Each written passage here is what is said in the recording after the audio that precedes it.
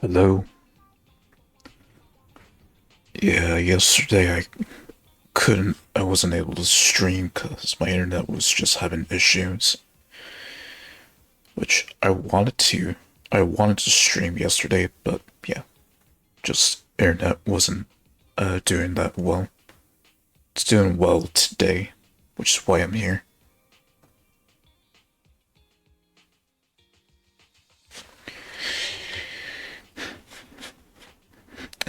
Good to see that you have the Skyrim mods going, assuming no issues have come up.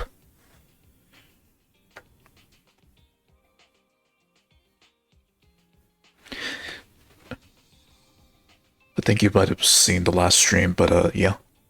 I have a new I have a new background overlay for the backstage scene, which is the bedroom that I have.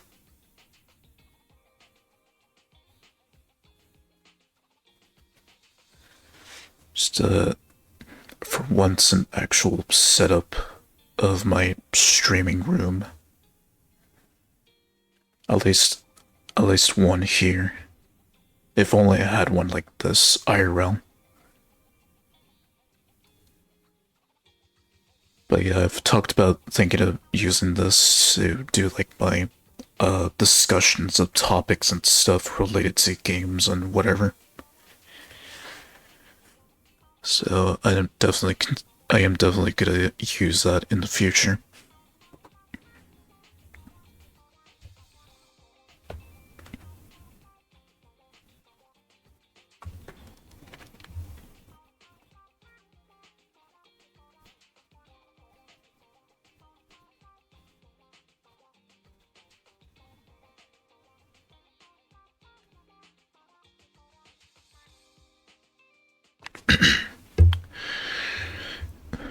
I was just checking something. Okay.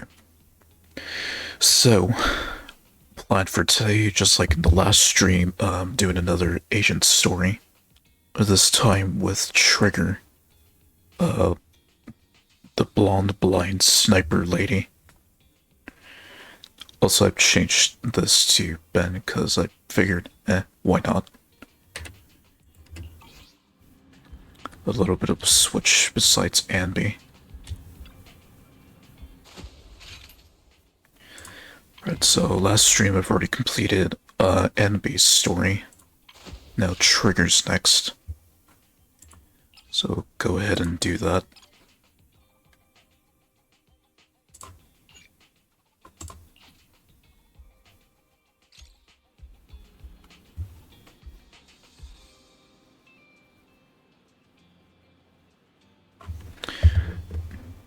Okay. Okay, so Trigger knew Bell and Wise back when they were a young proxy. Back before they became legends in the proxy network.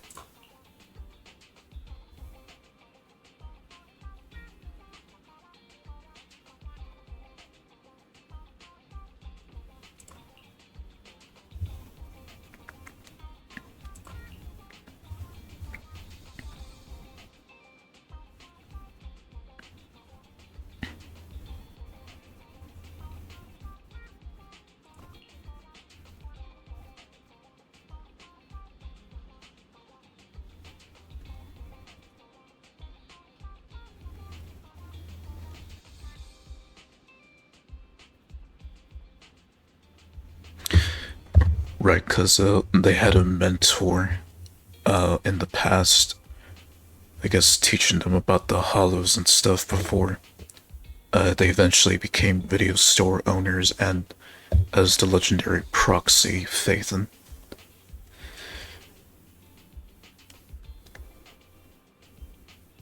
And I guess this is them a few weeks after they've established random play, the video store that they own.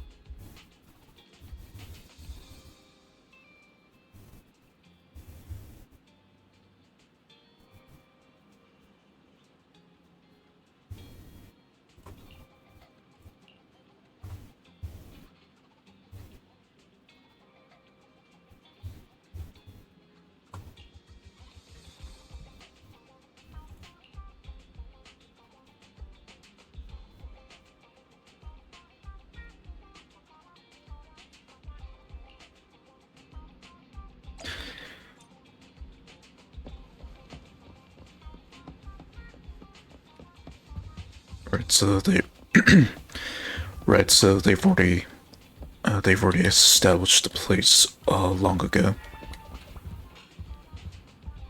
Same setup as their current store.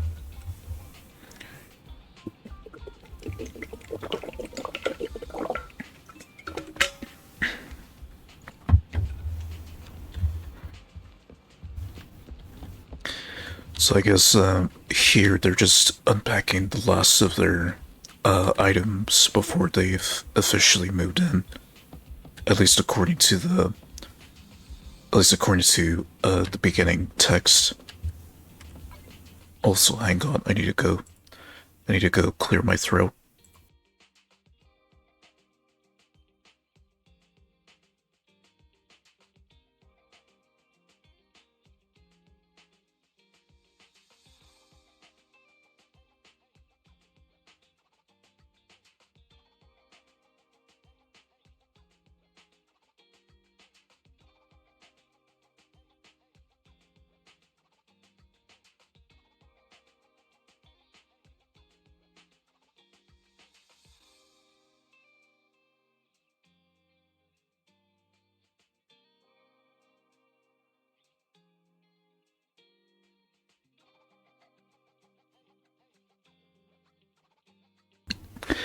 Okay, and we're back.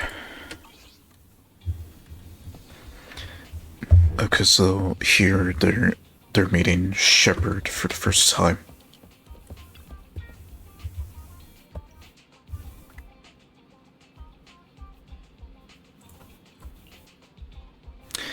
Yeah, so here would be the first time that they meet Shepard, which they become their longtime business partner, at least in the current story of the game.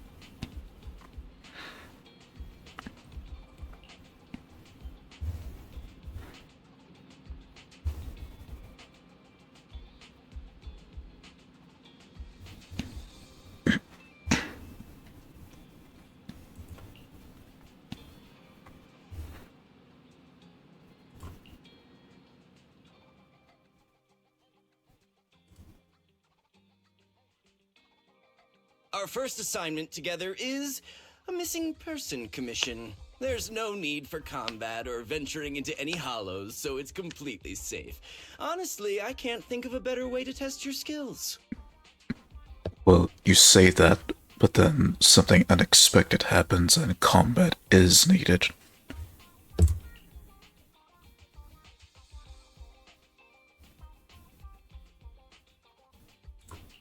Not to be rude to the client, but guiding people through the hollows is what a proxy does. A commission that doesn't even require stepping in one seems kind of pointless for us to handle, right?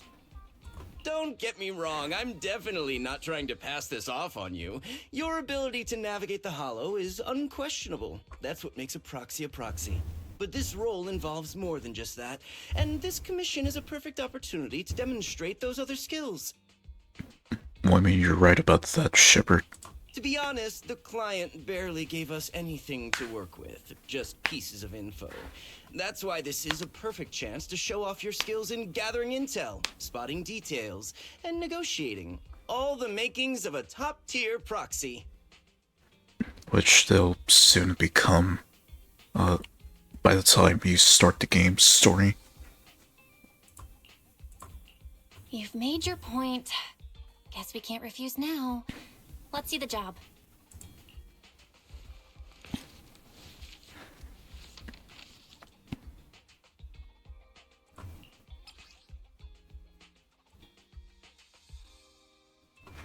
And there's Trigger herself.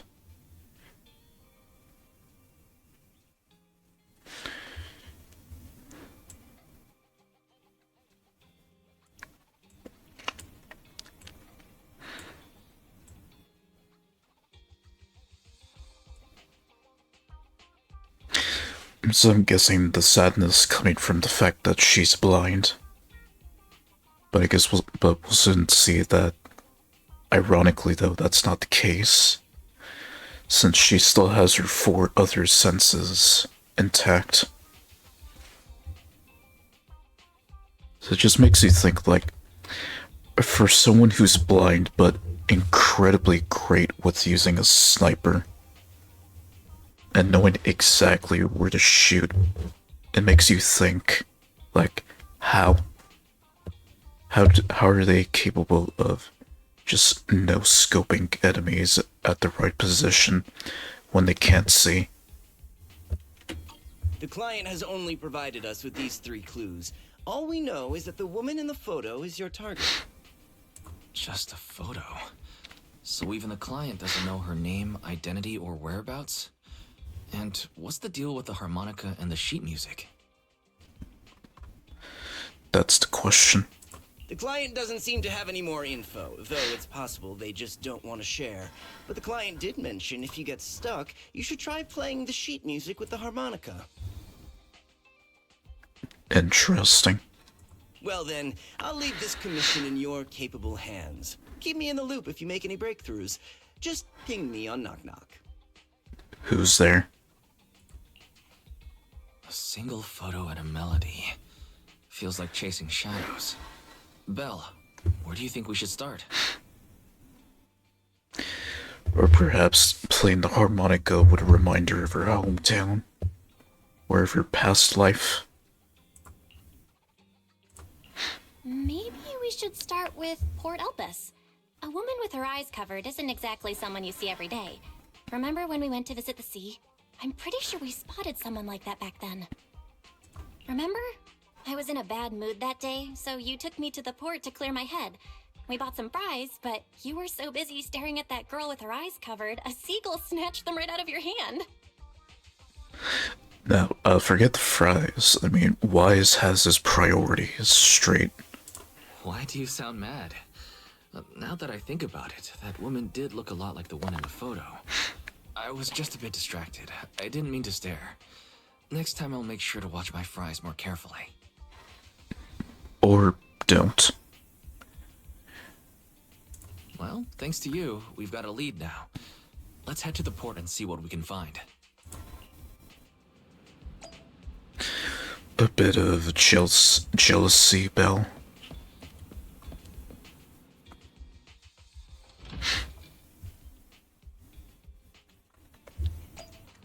Right, so I don't know, I don't know how long this will take for me to complete, the whole agent story, but,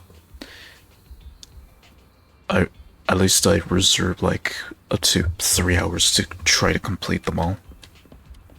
So, we'll see what happens.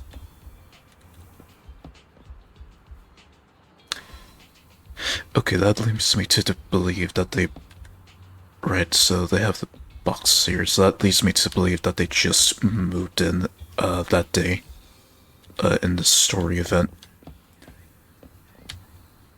Just establishing random play and then just moving in. Or at least moving in the last of their, items into the store.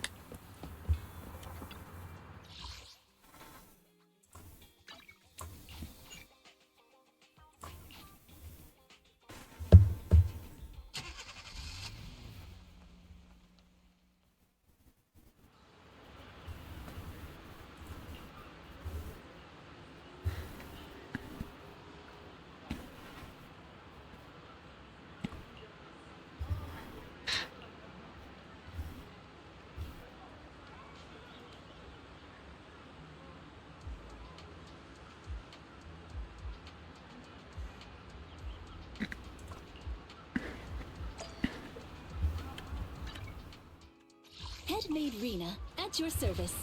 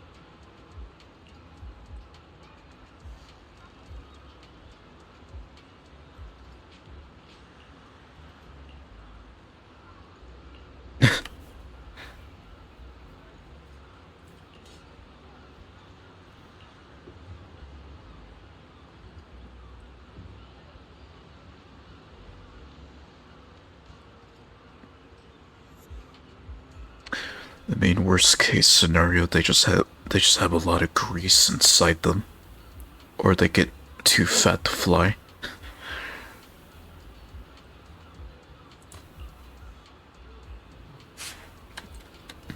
I mean, my sister, you've opened up the place near the ocean, so of course you could get a lot of seagulls.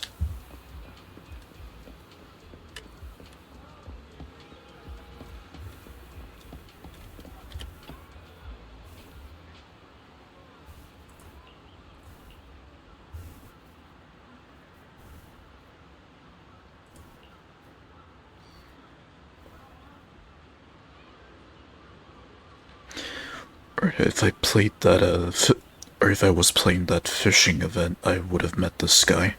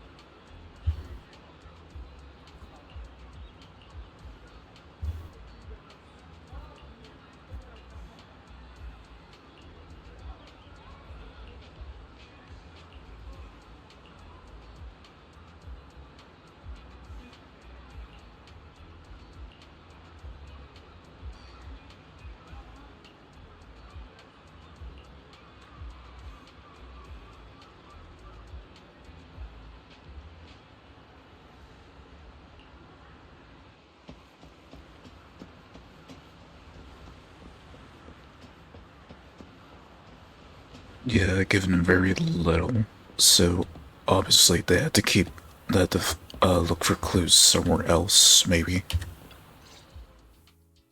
No luck on my end. Belle, did you find anything? Or unless they play the harmonica, then something might happen. I was wishful thinking to assume that a quick stroll through the port would solve this. But since we're here, might as well give the harmonica a try. Whether it works or not, you owe me some fries before we head back.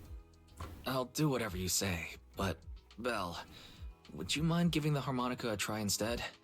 I'm curious to how it sounds. Wow, you sure know how to set me up. I'm telling you now, though, I can't promise what it'll sound like.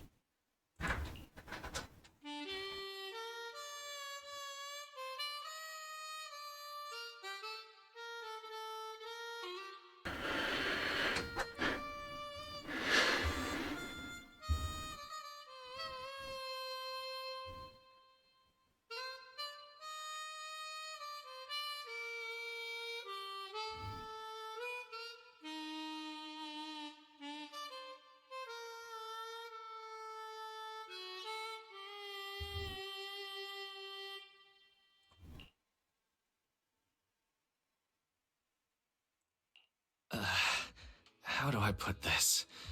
It sounds okay once you get used to it.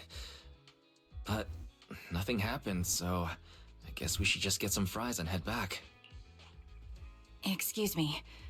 Were you the one that's playing the harmonica just now? And she was quick. Sorry. My sister didn't mean to make such a commotion. We'll just... Wait. You're the one in the photo. Sorry about that. I didn't hear any footsteps, so I didn't realize you were right beside us. My apologies. Moving quietly is second nature to me. I didn't mean to startle you. If I may ask, where did you learn that melody?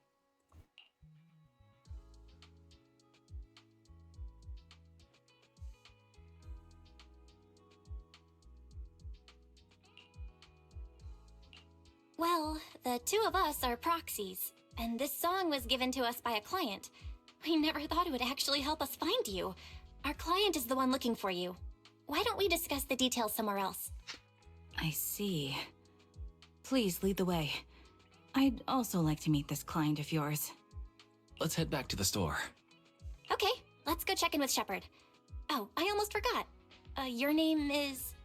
My real name. I haven't used that in a long time, but I do have a code name. You can call me Charon. There. And this makes sense, since I played the Anby story, which takes place, after the events of Trigger's story. I guess you could say this pretty much takes place after Wise and Bill have already become legendary proxies.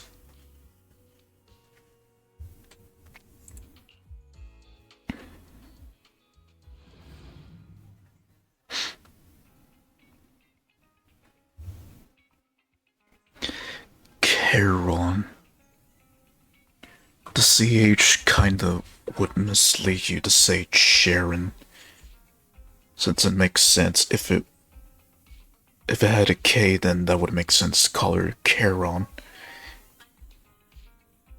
But yeah, the CH would be misleading in how you actually say your name, Charon. Because of the CH there, that would actually be Sharon. Or Sharon.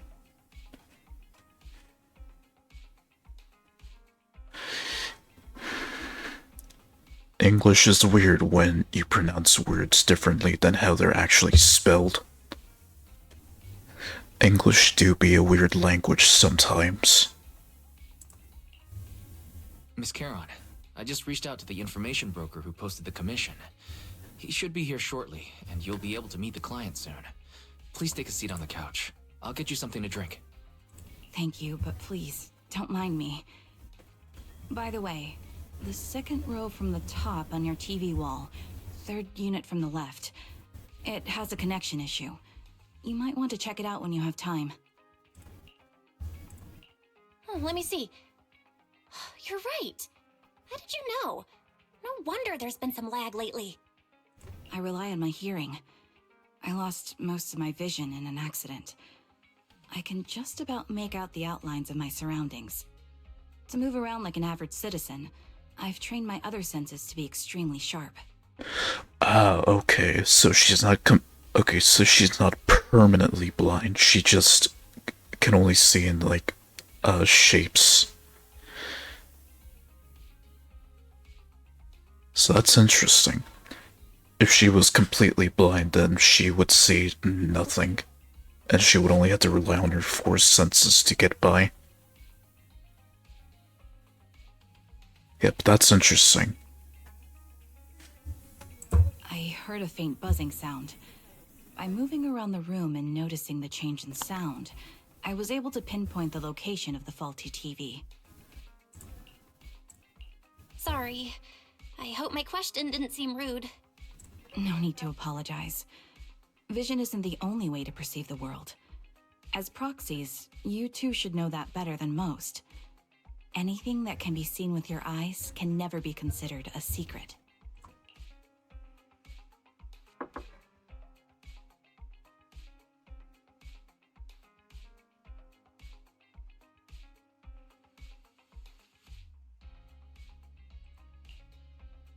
It's me again. You two found the target already? Wow, Faithin, you guys are incredible.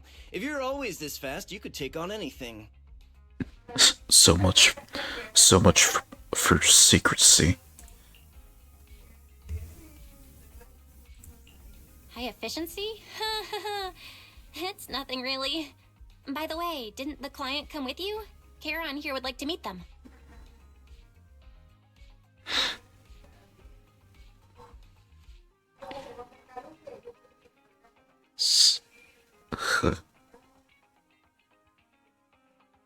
Heron.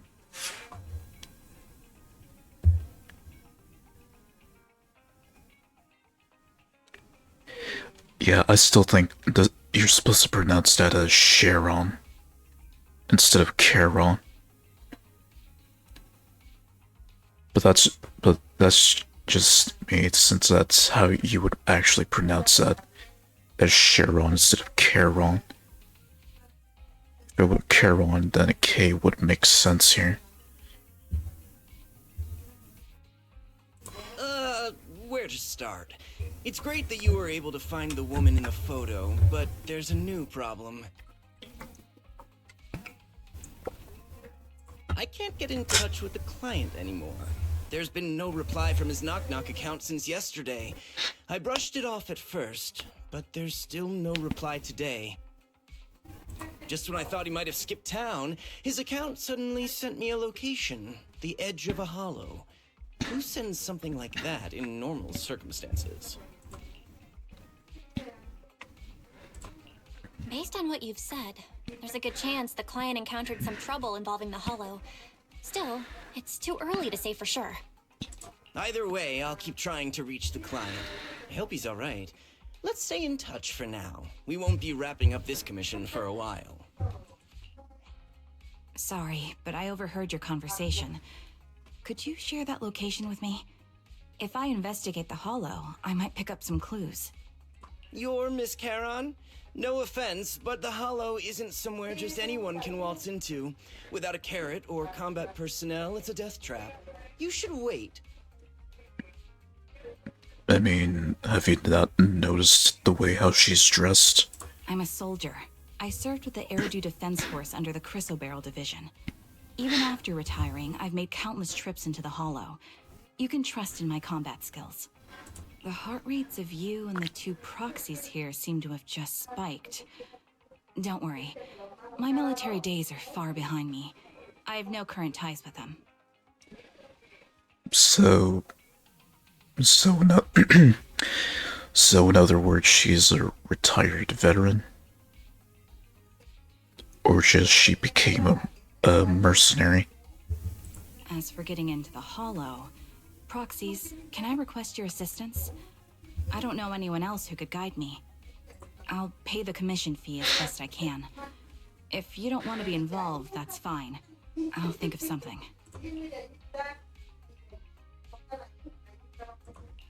We'd like to find the client ASAP too. I mean, who's gonna cover our commission fee otherwise? Besides, if we said no, you'd just head into the hollow alone, wouldn't you? How did you know? So that was your plan? You just remind me of how wise and I used to be. So desperate to find someone that we didn't even care if we were ready or not. Well, since Miss Charon wants to continue to investigate, I'm willing to act as the proxy for no additional fee. You can relax, Shepard. Okay, and then from here, this is what jump-started their proxy career. In which I guess this will be the first that they involve their first agent into the scene. So I guess Trigger being their first official agent that they've ever used before meeting Nicole and the Cunning Hares.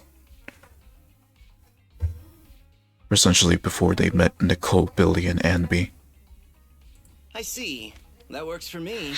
With the client still unreachable, my hands are tied. Please, look into the hollow, and be careful. I'm really sorry for troubling you both. Finding this client is very important to me, so I may have acted a bit out of line just now.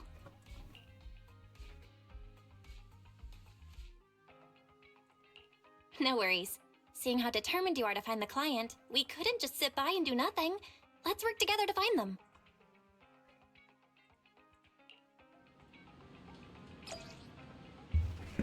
Blind Pursuit. Ain't that a fitting title?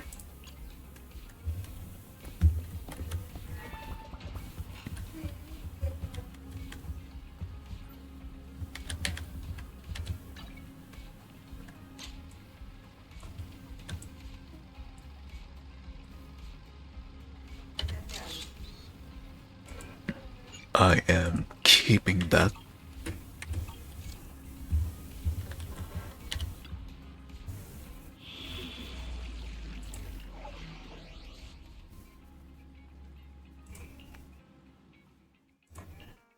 I am the Eye of Obel.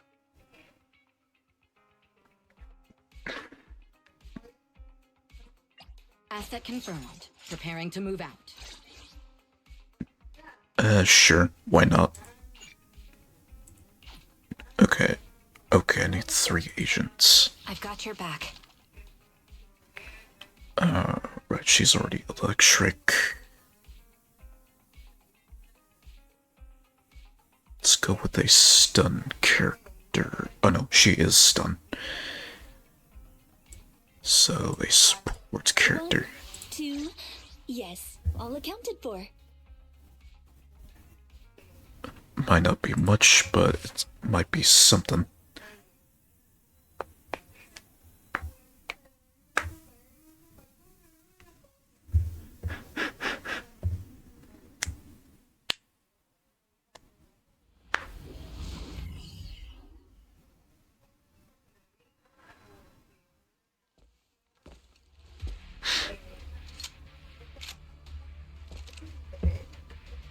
Miss Charon, I need some time to calculate the hollow route.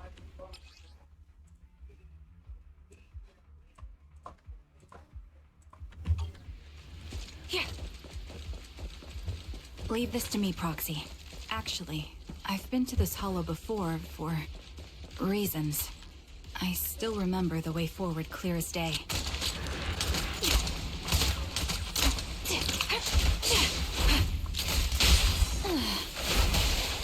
Oh? Why don't you wait just a little longer? Calculating a path doesn't take that long.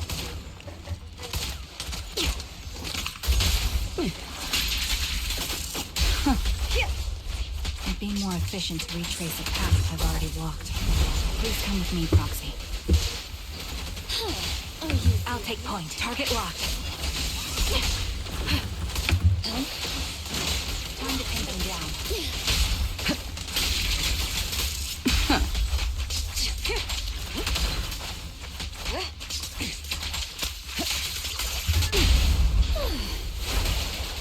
Take the shot. The path ahead.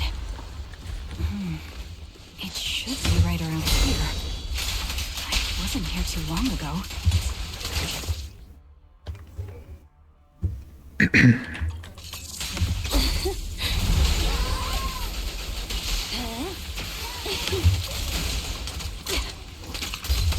Increase firepower. So many openings.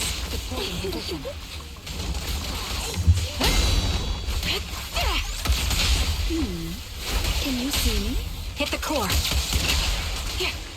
This bullet will reach its mark. Adjusting for wind.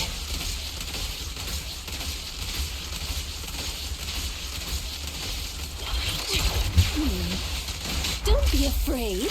It won't hurt. Suppressing fire. You have a weak spot. Time to pin them down. Securing the brim. Don't hesitate. Sorry for being so presumptuous, Proxy. I got ahead of myself and made things difficult for you.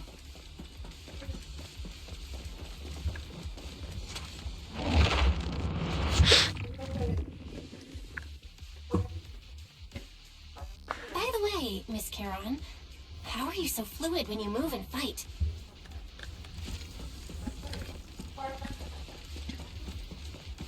Is it because of your sharper hearing and heightened senses?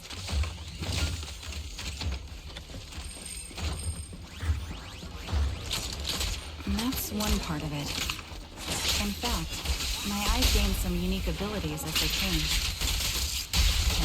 Nothing slips through my defenses. And there goes lagging a bit again. Time to pin them down. Okay, it probably might not look like it's lagging on the stream, but on my end it is not lagging, just like stuttering a little bit. The game, not the stream. Probably won't show up on the stream anyways. At least when I looked back on them, didn't look like it was lagging as much.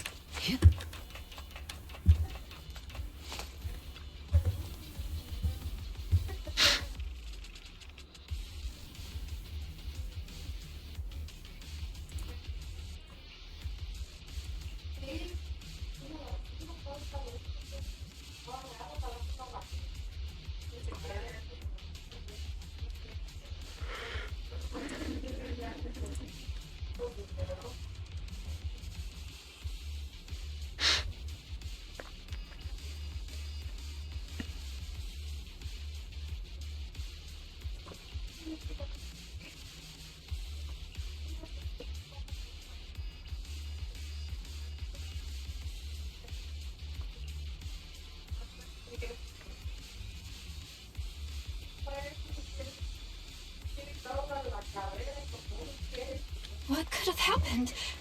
Who did this? Given the depth of the wound and the caliber of the bullet, The surrounding ether levels have significantly increased. What's going on?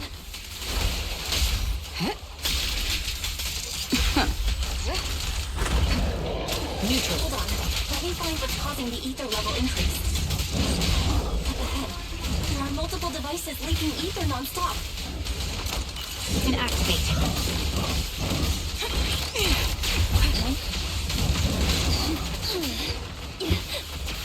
those are high-pressure ether storage tanks, filled with highly concentrated ether. See, support him. Hit the core. Sniper's Creed. One shot, one kill. As soon as the valve is opened, the ether will flow out at a fixed rate. I'm not finished. Oh, you go now, child. Damn, such high ether concentrations will make the nearby ethereals more active and cause more to show up.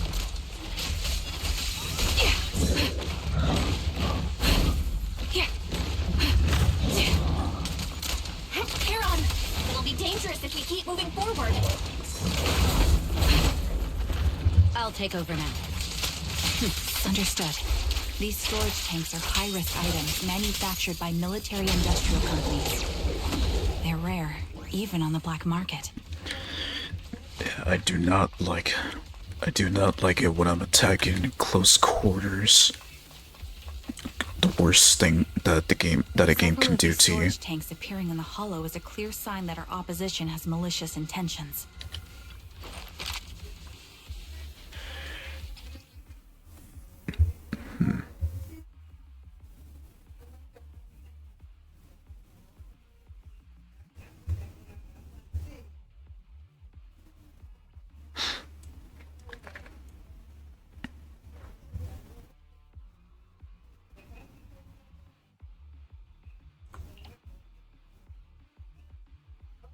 Okay, so the same thing like with that mini game, or with that sniper mini game that I played off stream. Okay.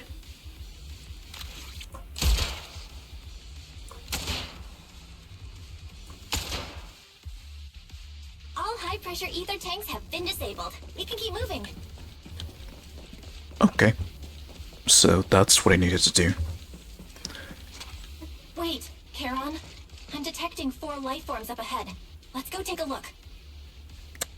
Yeah, so they basically died of ether poisoning when they got shot. Proxy, there are 4 people over here. They're all still alive. Oh. I'm not detecting any ether fluctuations from any other life forms nearby. Okay, never mind, I take that back. Just, I guess, try not to get ether poisoning. Great, that's a relief. Charon, can you confirm their condition? Confirmed. One is seriously injured. A bullet pierced their lung. The other three? No internal injuries, just a few minor wounds. They're all unconscious. Ooh. Lead poisoning's gonna come. The one with severe wounds. His etheric fluctuations are nearly completely gone. He's beyond saving. Who are you? Help me. It hurts. So cold. I don't want to die. There must be something we can do. I'll contact the hospital, and we can get him out of the hollow. His internal organs are ruptured. He'll bleed out long before we can get him out. No rescue team can beat the clock when life fades this fast. Am I dying? I just want to go home.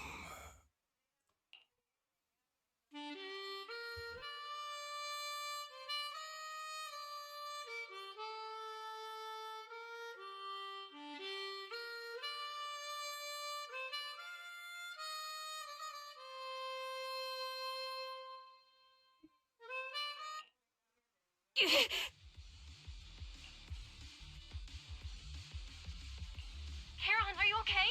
Did you get hurt during the fight just now? I'm fine, don't worry about me.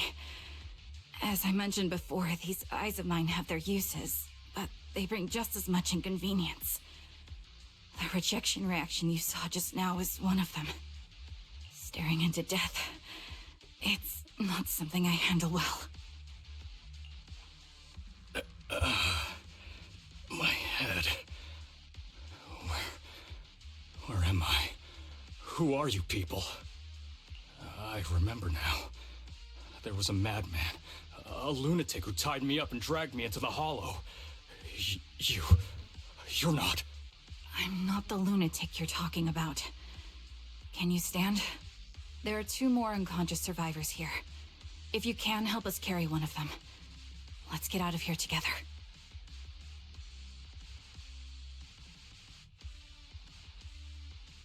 Leave? We can leave this place? What about that lunatic who shot at me from the shadows? The culprit should be gone by now. Karen, let's get the survivors out. Follow me.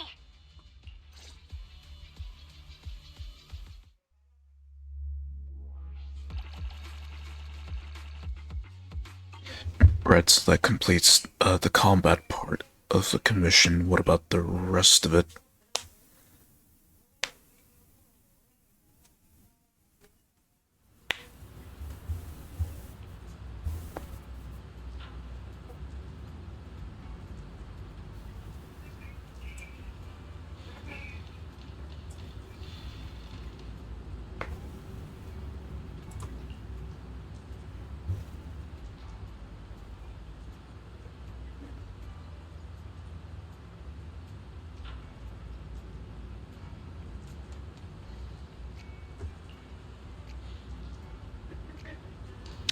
Because I guess around this time, this was before the Ballad Twins Hollow, this is before the Ballad Twins Hollow shrunk.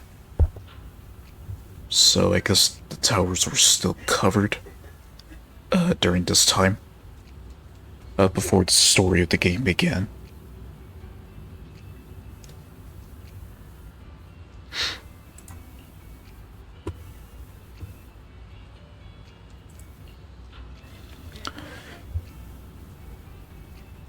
Okay, so then whenever she plays her harmonica, I guess it's just to hide. I guess it prevents her from crying. Just vent out her sadness by playing the harmonica. Kind of like when people play the saxophone to the blues, but whenever they're sad and or in a melancholic mood.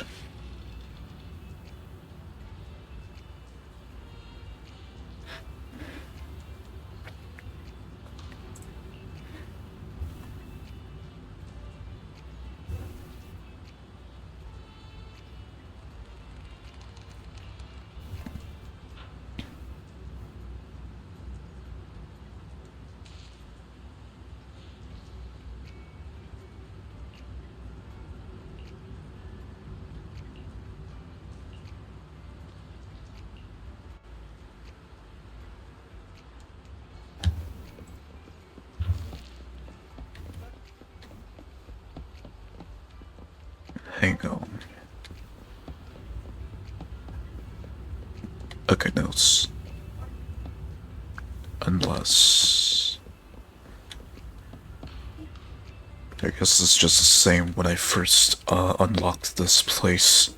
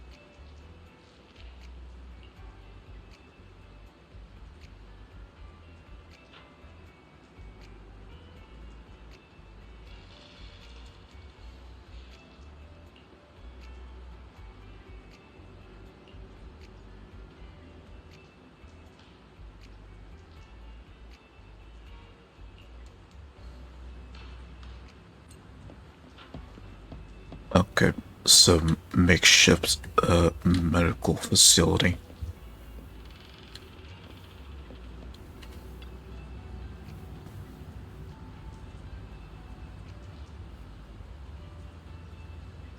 Or unless she's like the nurse here, tending to their wounds.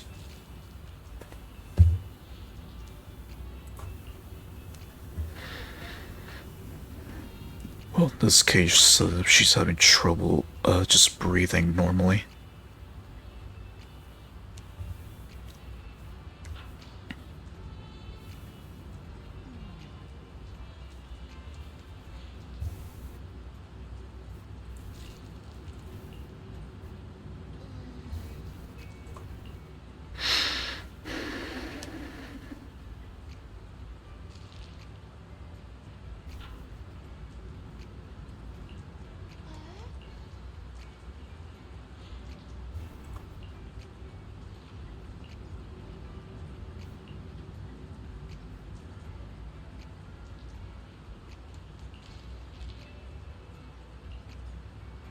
Okay, blonde girls, Erin.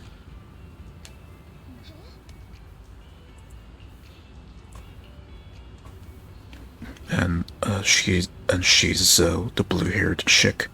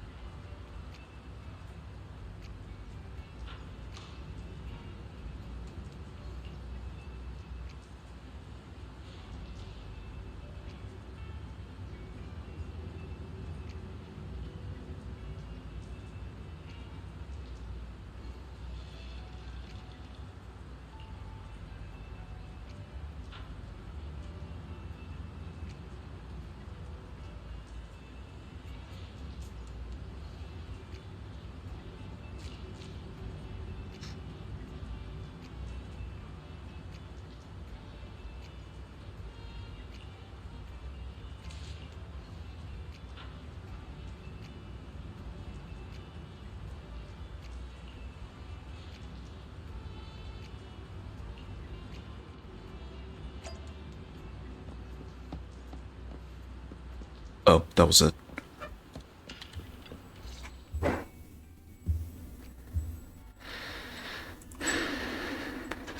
Thank you all for assisting me, even though I'm a stranger. You've given me valuable information. It's the least we can do after you saved our lives. If there's anything else you want to ask, go right ahead. I do have some questions left to ask. Before that, could the three of you introduce yourselves? I'd like to see if there's a pattern to how the killer chose their targets. I'll go first. My name's Zoe. I used to be a soldier in the Defense Force, but now I'm just working a regular desk job at a private company. Don't let that fool you, though. I've earned my stripes. Okay. I'm Jesse, currently working as an internet information broker. I'm still pretty new at it, though, so I can't think of any reason someone would target me.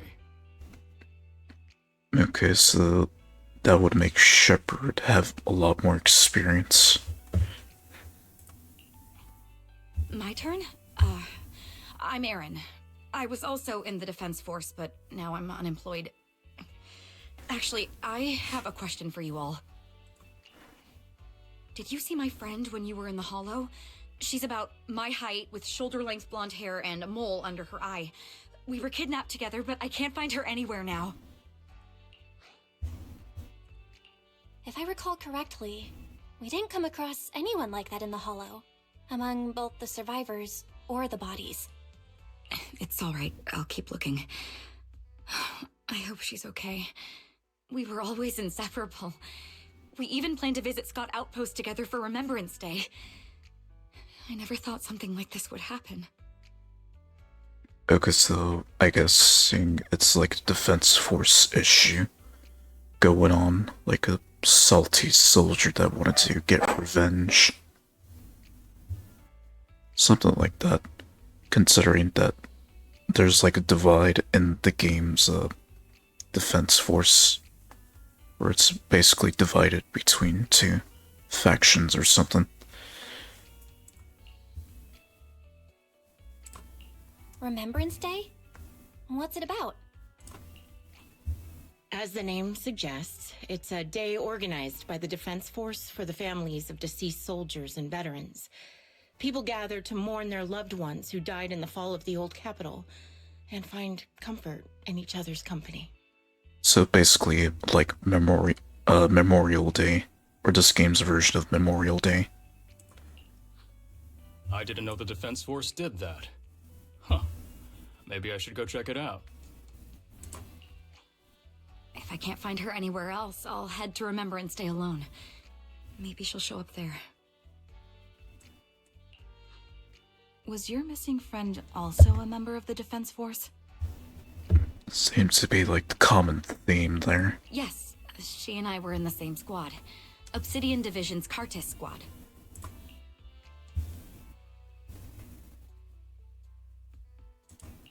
This sounds like a series of murders targeting the Defense Force. But Jesse wasn't with the Defense Force. No, you're probably not far off. Jesse claims to have been up front, but he neglected to mention he was once part of the Defense Force. Right, Jesse? Well, that's... I just don't like bringing up my past in the Defense Force. It's not like I'm trying to hide it. They're just memories from my time there that I'd rather forget. Oh, I mean, that's pretty valid. I was part of Obsidian Division's Noct Squad. That's the absolute truth. Okay, yeah, so these attacks involved people who were involved in Obsidian's Defense Force. I was also in the Obsidian Division, Impera Squad. I don't know who those who died in the Hollow were, but it seems the killer really is targeting members of the Defense Force. Wait a second. If I remember correctly, during the fall of the old capital, didn't our three squads work together on a mission outside Hollow Zero? We did? I don't really remember.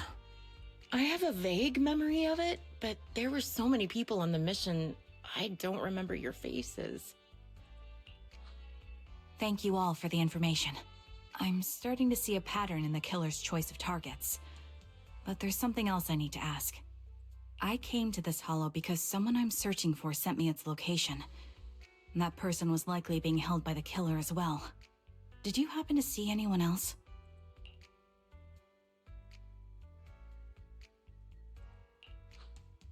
You're not giving us much to go on. At least tell us what kind of person you're looking for, male or female, what they look like. Can't offer much help without that. Sorry, I don't have much else to share. Even so, if any of you remember anything else that may be useful, please let me know. This is very important to me. You don't even know who they are, yet you're so determined to find them. Is it really going to be an issue if you can't find this person? Maybe. I've been searching for someone for a long time. They might be the key to achieving my goal. I see. Whatever happens, I hope you find them. If there's anything I can do to help, just let me know. Her voice sounds familiar. The voice actress for Zhao. She sounds familiar. Almost as if it's the same English voice actress for Homura from Senran Kagura.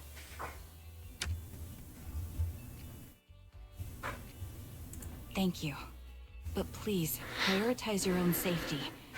If the killer is targeting former Defense Force members, there's a good chance they'll come after you again. Stay vigilant. Of course. Once I've checked out Remembrance Day, I'm locking myself in my room and throwing away the key.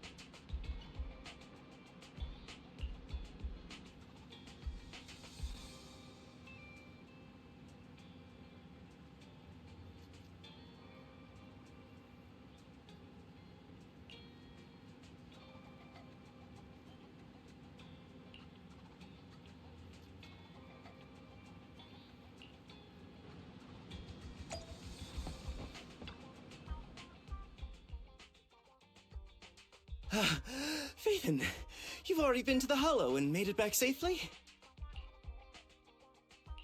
Did you run all the way here? Do you need a moment? We've already been to the Hollow, but unfortunately, we haven't found the client yet.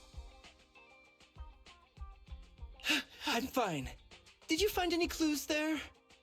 There are traces left behind. Signs of a kidnapping. It's very likely the client was involved.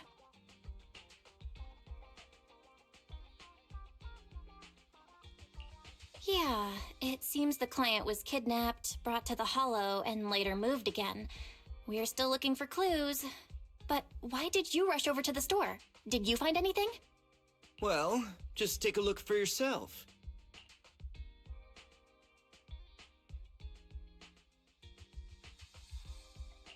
I checked a map of New Eridu. This spot, it's another Hollow entrance.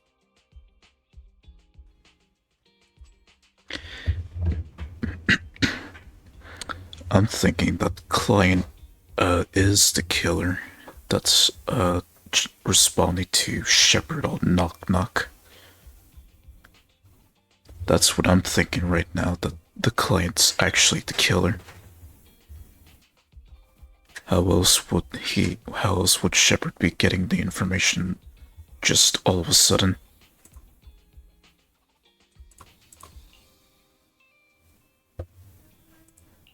We've been chasing dead ends with absolutely no clues, and now one just appears out of nowhere? Something smells fishy here. You're sure it's just disappearance for now and nothing more serious has happened, right? If that's the case, the situation is still manageable. No matter how shaky the clue is, let's keep investigating. I don't know, man. Some sneaky shit's going on. Just be careful. Any casualties and this will become something beyond our control. At that point, stop the commission and contact me. I'll bring in some professional holo experts to deal with the situation.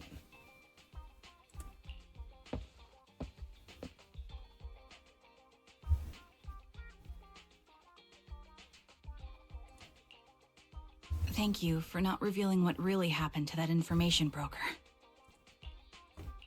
Don't mention it. But I have to ask, why are you doing this? Calling for help might have been the safest way to handle the situation.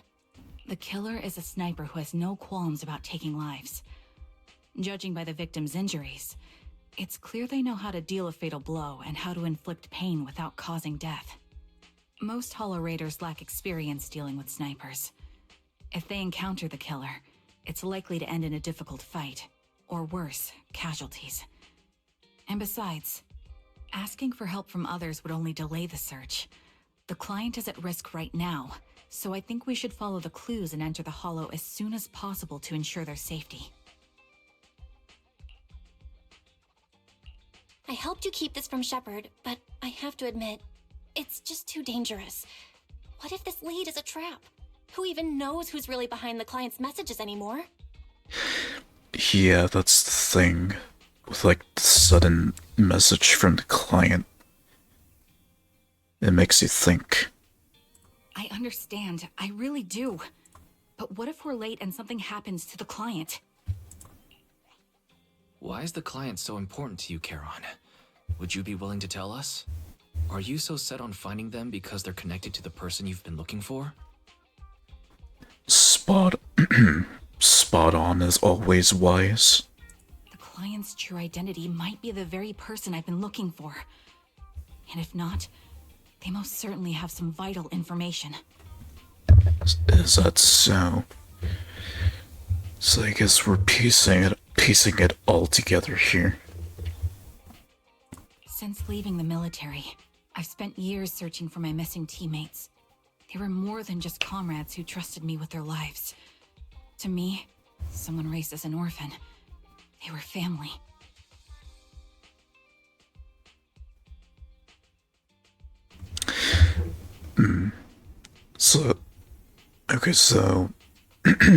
Okay, so she grew up as an orphan. Well, that would make sense with how she looked in the picture. With some robes that she has on. Okay, so she's just like Nicole. They were both raised as orphans.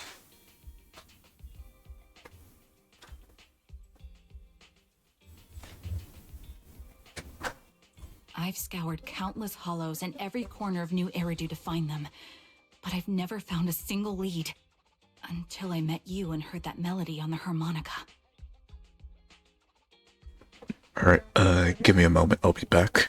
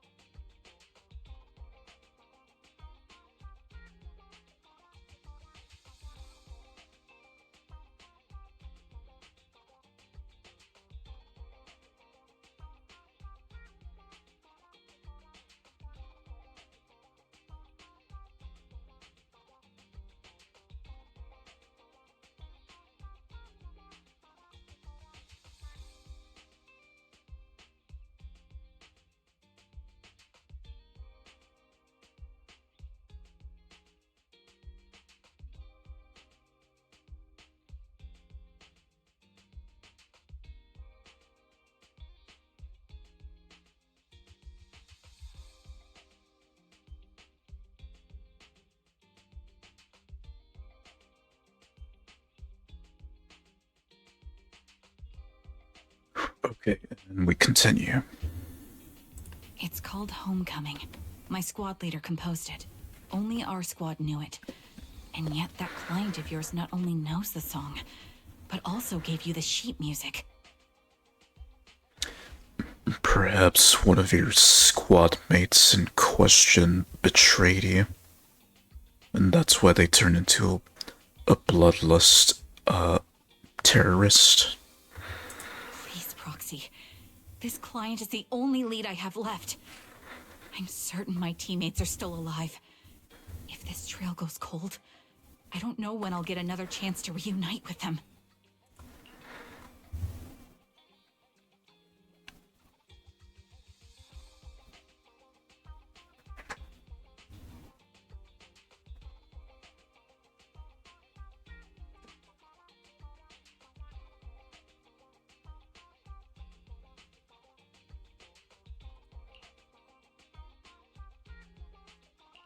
I get how anxious you must feel. Let's face this together. But this time, we really need to be extra careful. Thank you, Proxy. I feel much better knowing I have your support. You can trust me. I'll protect you if the killer is really waiting for us in the Hollow. We'll make it out in one piece.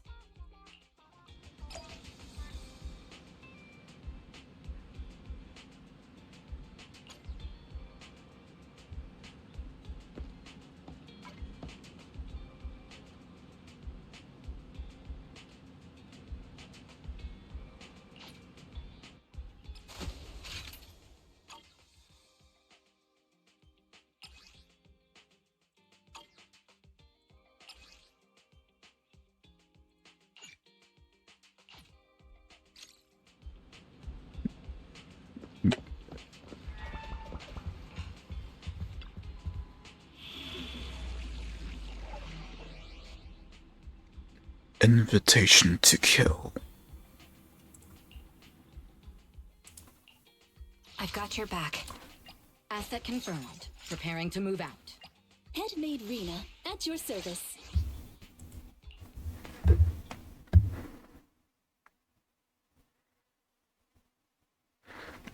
And usually how these Asian stories go, I haven't even gotten to the final boss yet, so pretty sure the third and final commission should bring that up.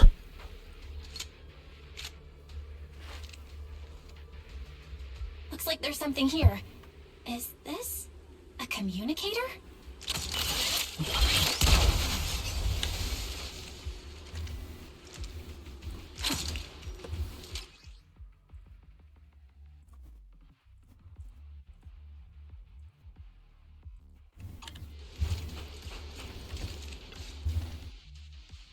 Proxy, look at this. A communicator left right at the Hollow's entrance. Why is there a communicator here? It doesn't look like it was randomly left behind. There's hardly any dust on its surface, which means it was only placed here recently. It looks like someone wants us to use it. Oh, such decisiveness. Following random location info without even thinking twice. I'm glad, Sniper of Liar Squad. Liar Squad? What's that? Wait, who are you? Sniper. Or should I say Charon now? Haven't you shared your past with our dear Proxy? If introductions aren't your strong suit, I'd be happy to show you how. You can call me Grim Vulture, the one behind this string of murders. You see, I've been working my way down a list, crossing off names. And now, Charon of Liar Squad, your name is next. Looks like you've done your homework on me. Just because my presence interfered with your plan, you've decided to take me out for good? I thought you were just going to be another obstacle in my way. But now, with you in my sights, this must be some kind of destiny. I'm not sure what you're referring to, but I'm looking for someone. Given that you're waiting at the Hollow entrance they shared, I'm guessing you have them. If you hand them over, perhaps we can make a deal.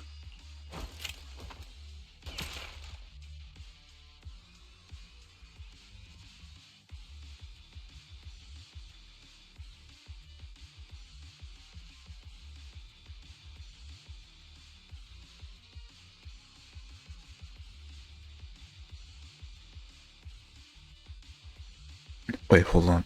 Her shots flew her shot flew into the distance. Okay, that's already bad grammar. There's already one thing that's for certain it didn't. It hit. Okay, again, bad grammar. Cause translation issues.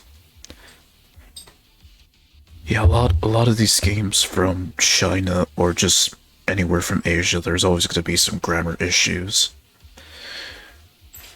And it's basically just due to translation error.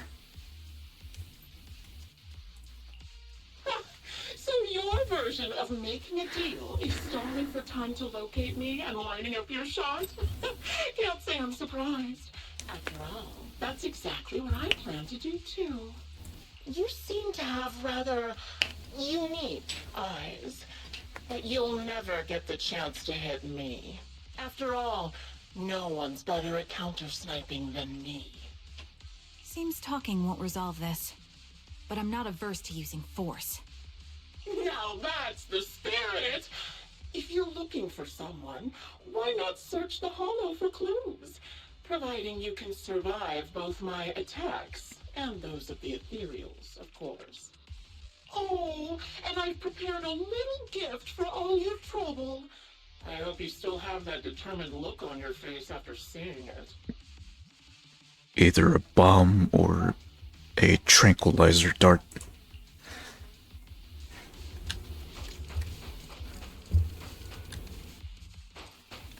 Alright, cutscene.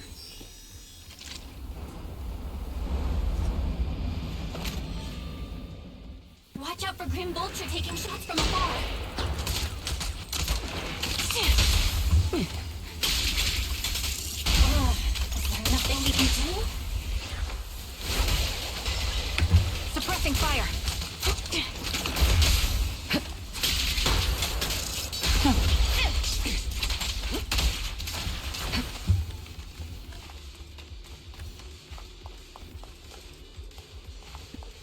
Somewhere over there, in that general direction. I found a box. Something feels off about it.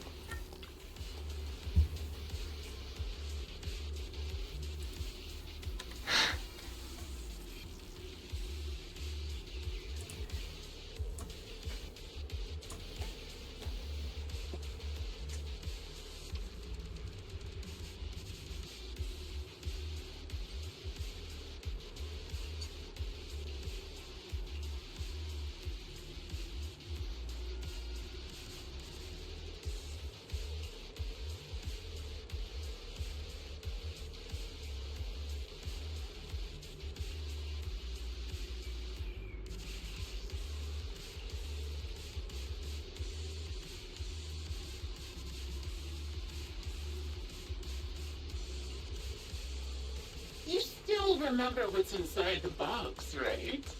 Your loyal teammate's cap. The one sticks out his war. Beware. Engaging head on. Curious as to how he died. I'll tell you. He took his own life. No, it wasn't much different from being offed by ethereals. Can you see? Hit the core. Ethereals had almost completely taken over his body. He was being corrupted, covered in evil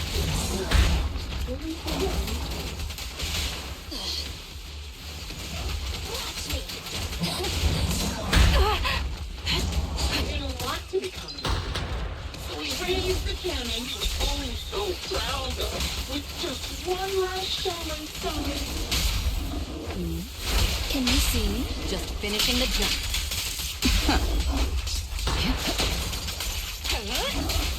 And just like that, obliterated both his core and his heart. All right. Any thoughts on the way he kicked the bucket? Did you like it? Another high-pressure ether tank. And a lot of ethereals have already been drawn to it.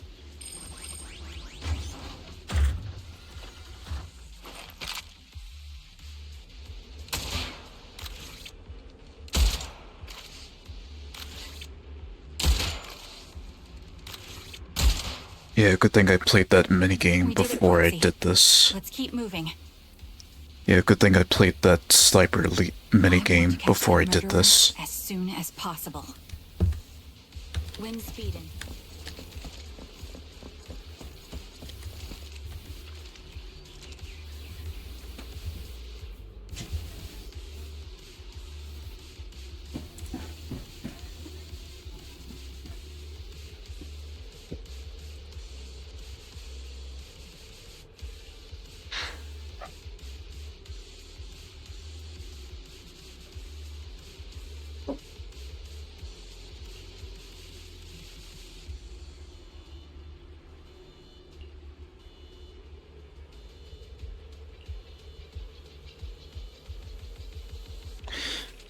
Okay, so I'm guessing Oliver's squad mates have been killed by the sniper.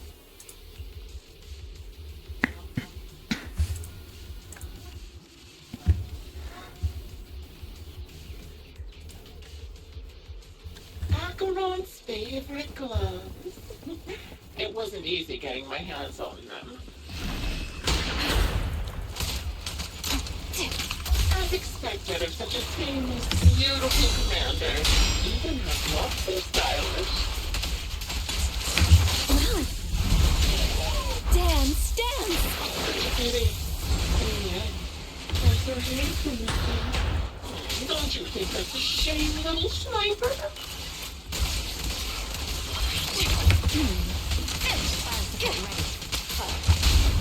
Such beautiful hand.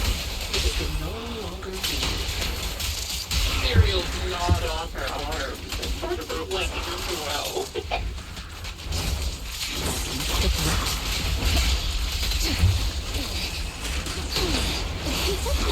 She still has the backbone. She stood tall. You have a weak spot. It's just an idea. She died in multiple fatal wounds. Even the most beautiful clown will wither without protection. I love you. Go now, child. Ether vision. Think I'm telling the truth or a lie this time? I'm here. How long do you intend to keep up this game of cat and mouse?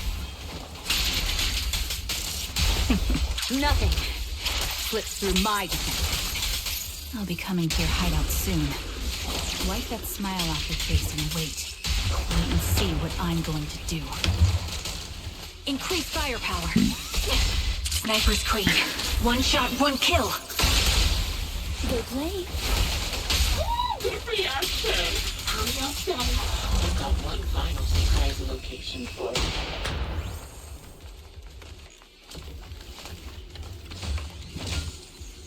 I'm sure you figured out the route to get to me. That's right. The surprise is at the end of the road.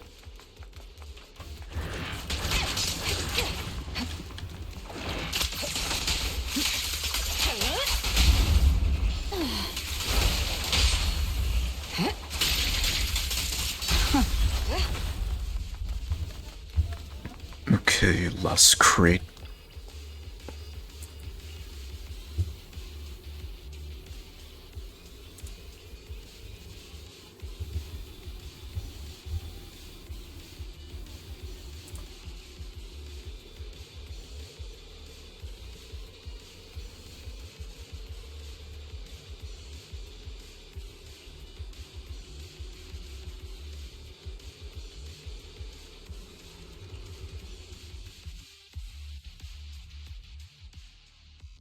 Congratulations! You found the third box. Inside is... Who was it again? Oh, right. A piece of bloodied fabric from Cocytus's clothes and some damaged engineering gear stained with Leafy's blood. There weren't enough boxes, so I had to cram them together. They're just a medic and an engineer. Not exactly combat material, right? Surely you're not mad, are you?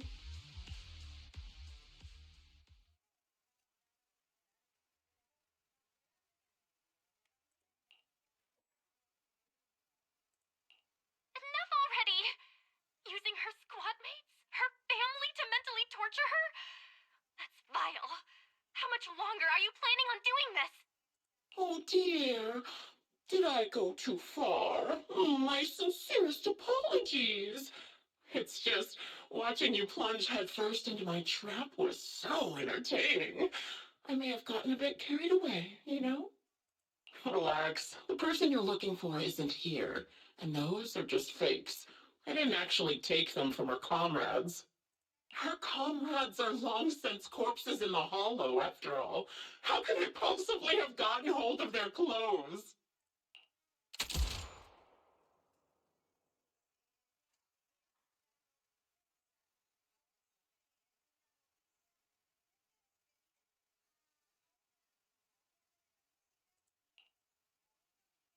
A decisive strike to be sure. But as I've already said, your awareness, sight, and experience mean nothing in front of a more skilled sniper. I didn't expect to kill you so easily. There was a subtle change in your ether fluctuations the moment I fired. That was all I needed. You knowing my past makes me feel sick. But after seeing that you're just a coward who feels fear from another's killing intent, it doesn't bother me as much anymore. Oh. Coward, you say? How fascinating. You were little more than a hollow shell before, but now that you've bared your teeth, you've started looking somewhat respectable. I know your composure is nothing more than a facade. You've never truly faced the weight of your comrades' deaths, have you? I bet your mind is now filled with their dying screams.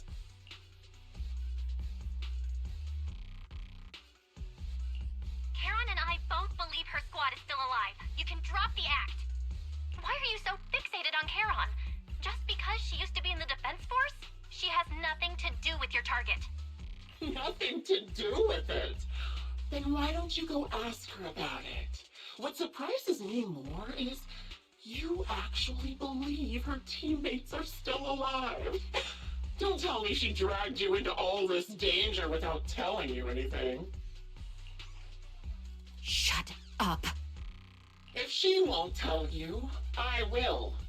Those so-called alive squad mates of hers went missing during the fall of the old capital. I'm sure you know exactly what that means. When the old capital fell, countless Defense Force soldiers were either killed by ethereals or became them.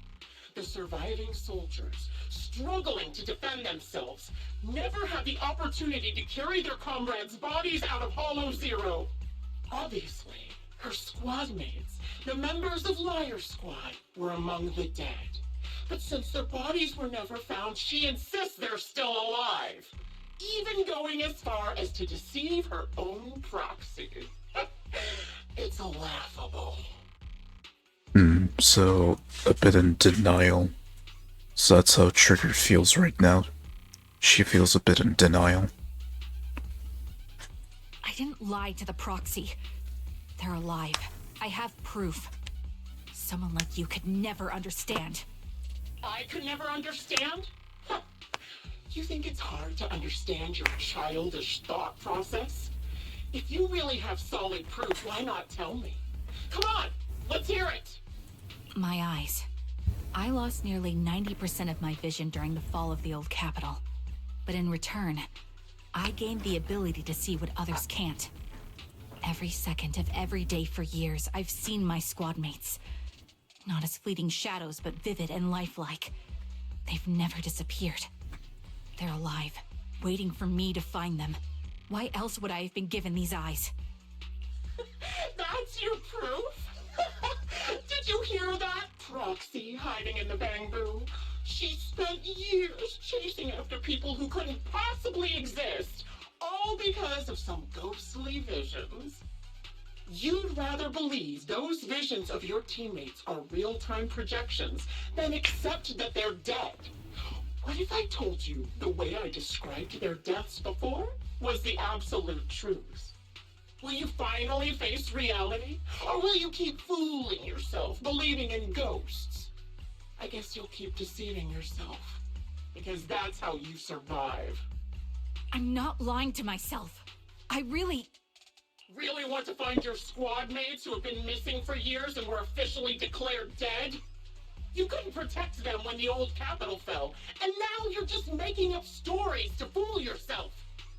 To give yourself some so-called reason to go on, to latch on to any stupid excuse.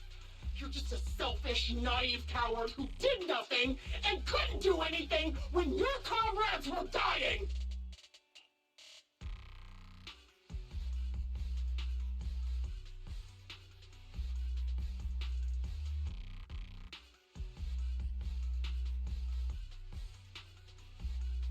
Giving up already? At least you've got a shred of dignity left. Nothing disgusts me more than a useless hypocrite. Enough of this. Time to die, coward. Assuming that she gets hit with the bullet first.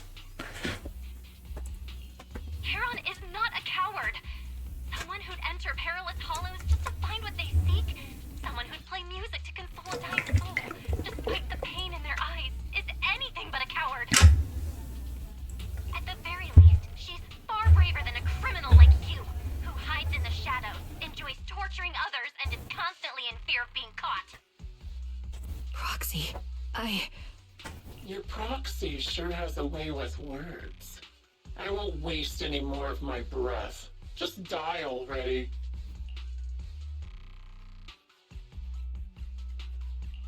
I've completed analysis of the surrounding fissures. Charon, snap out of it. We can use that fissure to escape. Fissures? When did you... Still trying to play tricks. Oh, they're not tricks.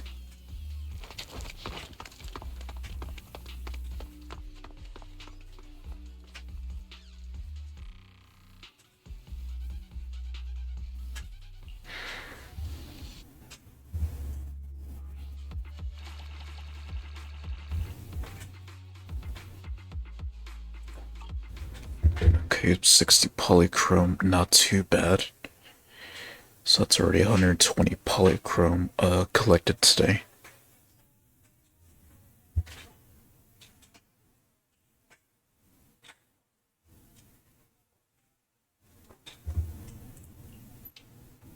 Charon, do you want some hot cocoa? I'm sure you're exhausted after such a tough fight. You should get some rest. thanks, but I'm fine. Your colors tell you something else. Don't listen to Grim Vulture. They'd say anything to get under your skin. Once we start doubting the truth, we've fallen into their trap. No, Proxy. I think Grim Vulture has a point. Maybe it's all just in my head. The things Grim Vulture left. When I touched them, I was reminded of the day the old capital fell. I felt the same sensation when I touched an injured comrade. I tried to shake off that feeling, but the truth is, I can't stop thinking about the possibility that all my squad mates are dead. Would you be willing to share more? What really happened to you and Liar Squad on the day the old capital fell? That day, in the first hour Hollow Zero started expanding, Defense Force HQ thought it was just a normal Hollow disaster, and thought they could suppress it with the standard amount of troops. Liar Squad was among the first troops sent there. Before we left, our superiors promised reinforcements would be on the way to support us in combat, so we didn't need to worry too much about facing the Ethereals. But soon after we began the mission, we realized things weren't going to go like we thought. The Ethereals came at us like an endless tide. The Hollow expanded beyond control, and more importantly, the reinforcements never came. The Defense Force troops outside the Hollow soon realized this was no ordinary disaster. Hollow Zero was devouring Eridu at horrifying speed. The reinforcement plan was called off, and the promised troops retreated. So in other words, they were left for dead. Honestly, even if they had come to help, it wouldn't have changed anything. I watched as members of the advanced force around me died one after another, or were corrupted into ethereals. Our squad slowly lost the strength to maintain formation. I was a weak point in our formation. An ether shot fired by an ethereal hit my eyes, corrupting them. Because of that and several other wounds, I shortly lost consciousness.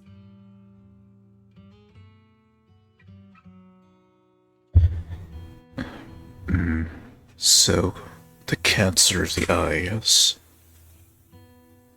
Since I have been hearing, like, the ether being mentioned as more of like a cancer, at least from a meme that I've seen.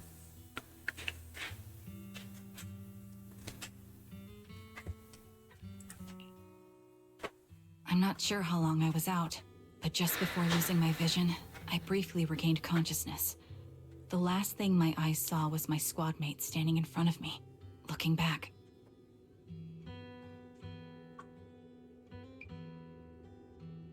When I woke up again, I was already back at base. The higher-ups detonated the Shiryu pillars, and finally managed to bring Hollow Zero under control. I don't know who rescued me from the Hollow, but none of my squad mates had made it out. For some reason, the image of my squad mates being the last thing I saw has stayed in my mind. It must be some kind of sign. A sign that they're still alive. Don't you think?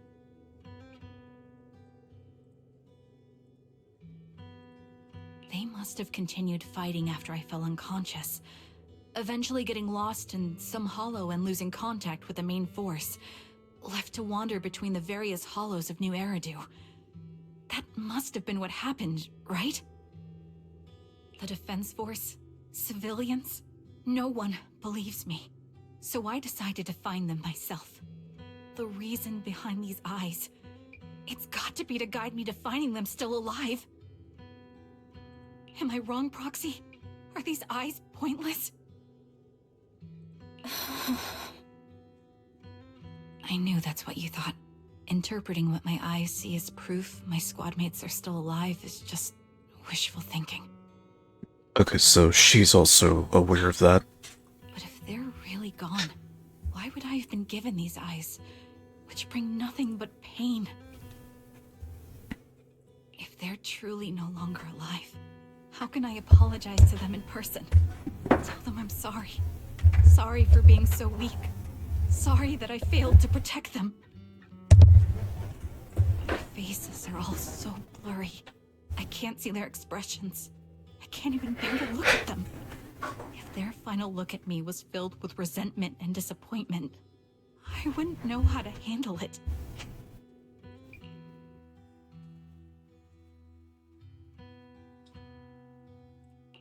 Kiran, listen to me. Even if everyone else thinks you're wrong, Wise and I will never dismiss your determination to find your squad mates. You don't need to make any justifications, because someone close to us is missing too, and we desperately hope she's still alive. Even if the whole world doesn't understand, we will never give up. So what they're looking for is their teacher. So they're female, so that right there's telling you something.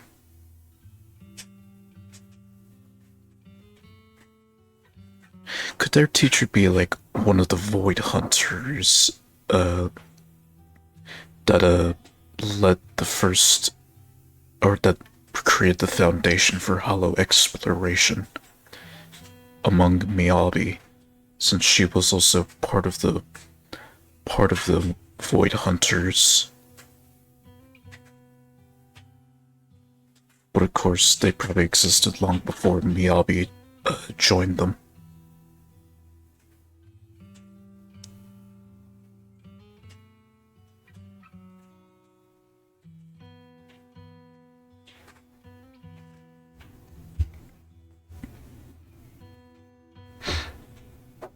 But I also think being consumed by this obsession, unable to move forward, that's not what those who matter to us would want. Belle is right. Listen, Charon, you're such a kind person. Maybe that's why you feel responsible for protecting everyone and blame yourself when you can't do enough. But you don't have to carry it all on your own. Yeah, right now, the best thing you can do is trust us. we can be sure that Vulture hasn't killed the client yet. As long as we have that lead, there's still hope. We'll support you. So pretty much ever since that day, she's just been harboring that depression with her ever since. And is probably the reason why she's in denial that her squad mates are dead. But I guess she knows what's happened and the truth.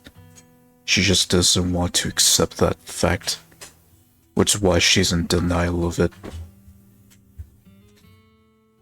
No one can dismiss your determination or will. No matter how things turn out, we'll stand by your side and we'll face it together. Proxy, thank you. I feel better now. At the very least, I want to keep investigating. I'm not just going to stop here. Yeah, I don't think I'm gonna be making a lot of clips after I'm done here. Maybe like 1 or 2 and then that's it. Because overall this just seems depressing. And then considering the memes about the agent's stories being depressing, yeah.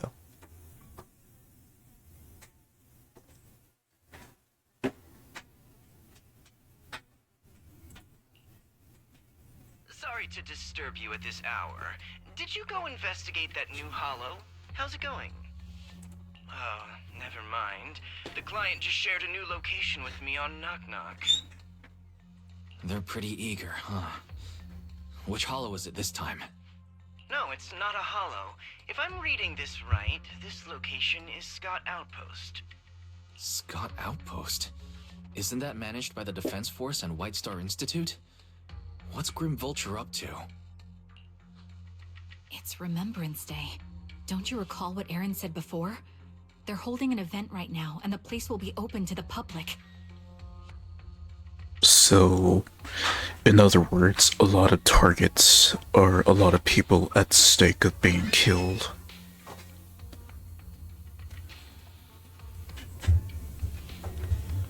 Kind of reminds me of that one guy shooting from the top of MGM Hotel in Vegas.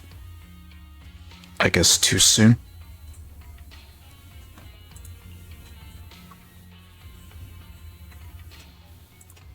So, they're not trying to lure us into a holo this time. What's the deal? Are they trying to taunt us? Whether it's a provocation or a trap, I'm not missing any chance to face Grim Vulture. Proxy, will you go with me?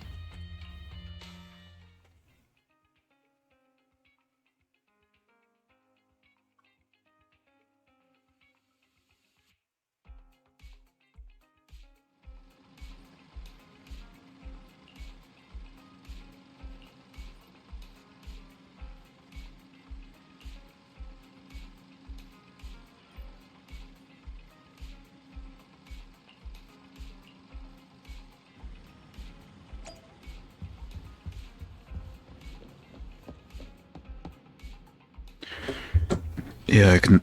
So I guess the way how she's thinking, she just has a lot of shit to process in her head right now. Karen specifically.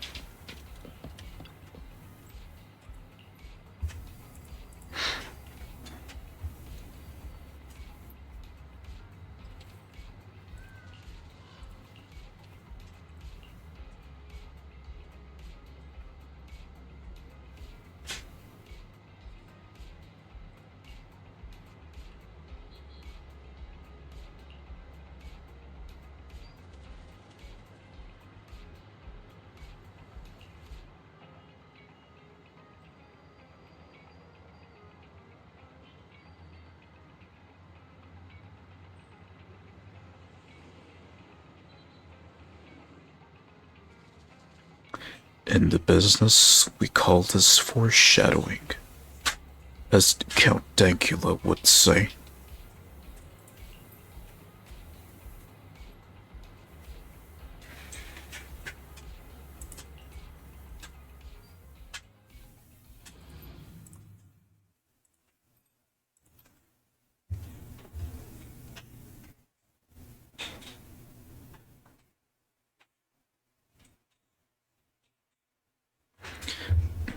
yeah, big gatherings, just basically paints a very high risk for a mass shooter to come out.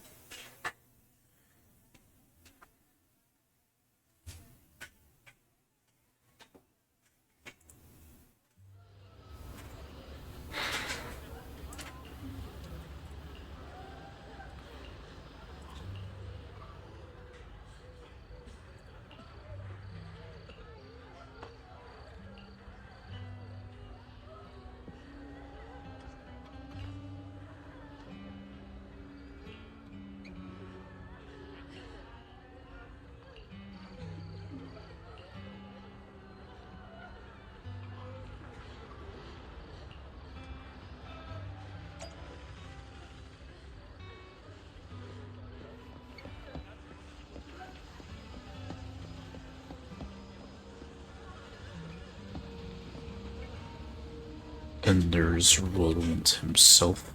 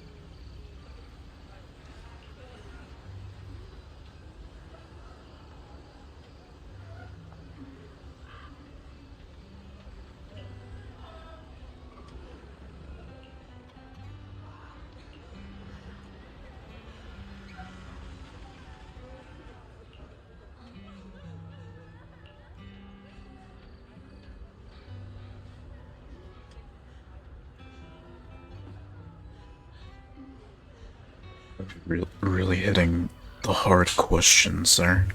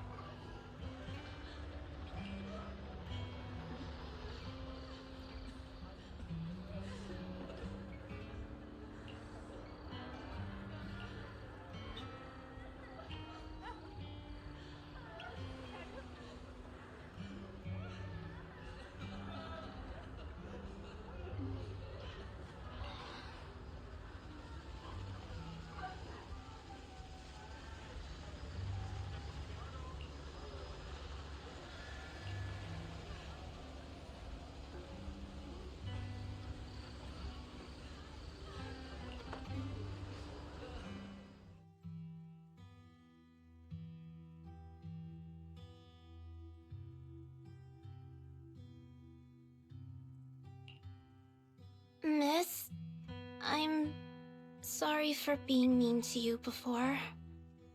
Mom told me you were protecting Dad until the very last moment before you passed out. I shouldn't have said you left him to die. I'm really sorry. Zeta was really young when it happened, so she was too little to understand, and I haven't really talked about it. I hope she didn't upset you. How many years back did this event take place? Like a decade ago? Because according to, at least based on how the devs are telling the game's story, they haven't really, like, fully explained the entire story of Zenless before you start playing the game. Since all this shit happened, like, a couple decades ago. Put it, let's say, like, 20 years prior? I'm just guessing here. But yeah, it just seems like the devs right now, with how they're explaining the story, it's only like giving you pieces of the entirety of the Zenless Zone Zero universe. But I would imagine, like, the events prior to the beginning, to the start of the game happened, like, probably, give or take, guessing, like, 20 years ago. When the Hollows were first starting to emerge. Because characters were younger back then. Like, for instance, with the Yanagi and Sukaku. They were definitely younger. And then how they look currently, well, Yanagi's definitely older, and the same with Sukaku. Since they met when they were younger. Sukaku obviously being much younger than Yanagi.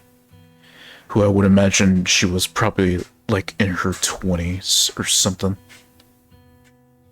And then Sukaku obviously being a child back then.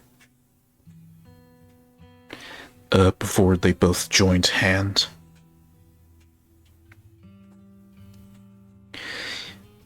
I can understand why it'd be hard to make like an entire what's the word? Not compendium, but like, or like hard to tell the story entirely in chronological order, because there's still some parts missing about the Zenless universe that took place prior to the start of the game. And really only the best source we can get is from the devs' YouTube channel. And then their little, like, comics and stuff. No, she was right. If only I'd been strong enough to take down most of the ethereals. Maybe they wouldn't have ended up in that situation. Oh, that's not fair. The old capital was falling. No single person's strength could ever be the deciding factor in the face of a disaster like that. In spite of it all, you survived. If they were still here, I'm sure they'd see that as something to celebrate. I've always known the truth. I failed to protect them. A weakling like me survived, and the rest of them disappeared without a trace. This isn't solace. It's the worst possible outcome. That's something I can't face. I've never had the courage to tell you I couldn't protect your loved ones. All I can do is wander New Eridu, hoping to find some trace of them. Even after all this time, I still haven't accomplished anything. I'm sorry. You really don't know us at all. This isn't the worst possible outcome by any means. Styx, my husband, and all his comrades who lost their lives, each one of them left behind their own legacy. Just look all around you. Everyone standing before you is a legacy they protected that is carried on to this day. In other words, their sacrifices were not in vain. I guess she's just basically telling her about the aftermath of their sacrifice, of how they're pretty much standing here today. After my husband passed away, Zeta and I received survivor benefits. And with all the odd jobs I've been doing, we've managed to get to where we are today. Styx always wanted our daughter to study art, and Zeta's interested in it too. Now, that dream has become a reality. She just got accepted into the art school in Janus Quarter.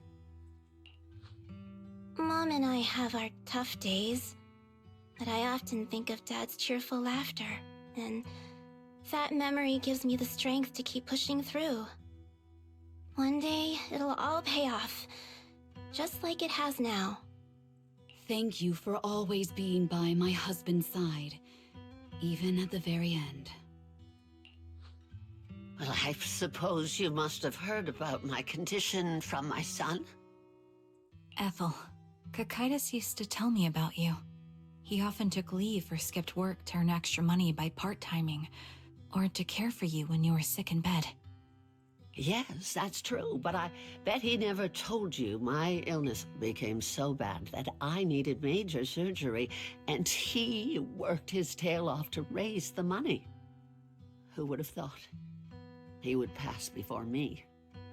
I used the benefits from his death for the surgery, and that's the only reason I'm here today. In a way, his passing allowed my life to continue. Every time I think about it, I feel like I need to keep my body healthy and live a few more years. The sights I see, I believe he can sense them from somewhere far away. When I was too weak to take care of him, it was you and your comrades who stayed by his side. Thank you for everything that you've done for him. As for me, well, I'm currently working as a fashion designer. A fashion designer? Is that because of Acheron? It is. I'm sure you remember how much she loved beautiful things. She was always into fashion, so I decided to become part of that world. That way, she can always be with me. I admit I had no idea how fun fashion design could be until I actually gave it a shot. I wish I'd figured that out sooner. We would have had so much more to talk about. Anyway, I'm planning to start my own fashion brand next year. She used to say that after retiring from the army, she wanted to pursue fashion design. I really want to carry on her dream. It feels like my life's purpose. You know, she used to talk about you when she came home for the holidays. How your rivalry pushed her to keep improving. So, thank you. I'm proud of my sister, and I'm proud of you, too. As you can see, all of us have made it to this day, carrying the will of those we loved. So please don't say they left nothing behind. They've always been a part of every pain and joy we've experienced over the years. Please remember, everything and everyone in New Eridu is only here today because you all risked your lives in battle. Thank you. Thank you, everyone. It's been wonderful to hear about how you're all doing and to listen to these words. I'm so glad I decided to come here on Remembrance Day. Speaking of which, I wasn't expecting to see any of you. What brings you here today? I could ask you the same thing, Ethel. Last time I asked, you said you weren't coming. I only came because I suddenly got a DM from Nathan. He said he really wanted me to be here. I'm here because of Nathan's message, too. He was pretty insistent, so I thought he'd be here. But I've been looking around for a while now. I still haven't seen him. So it's the same for all of us. I responded to his message, but he never wrote back. Isn't that strange? Sorry, but who's this Nathan you're talking about? Nathan is Lethe's younger brother. Frankly, out of all of us, he's probably the one who wants to see you the most. He used to be part of the defense force himself, and...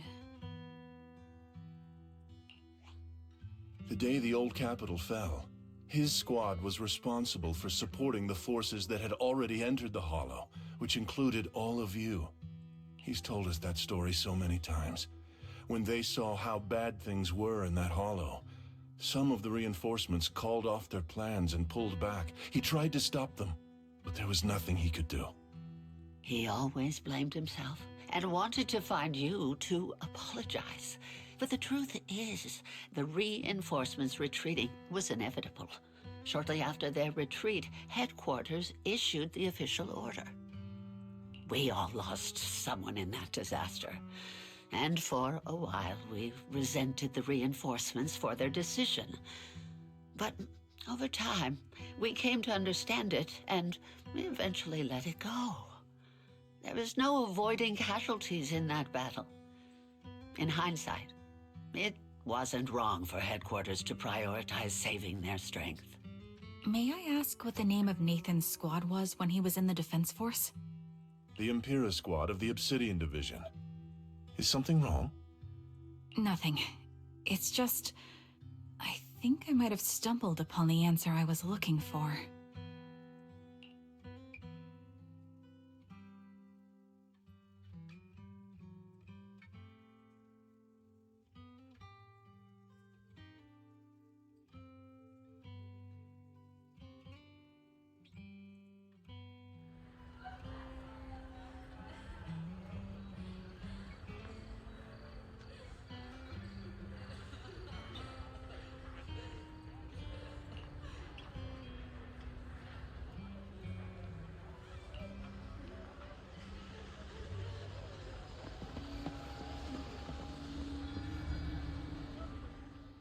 Is that Zoe on the podium?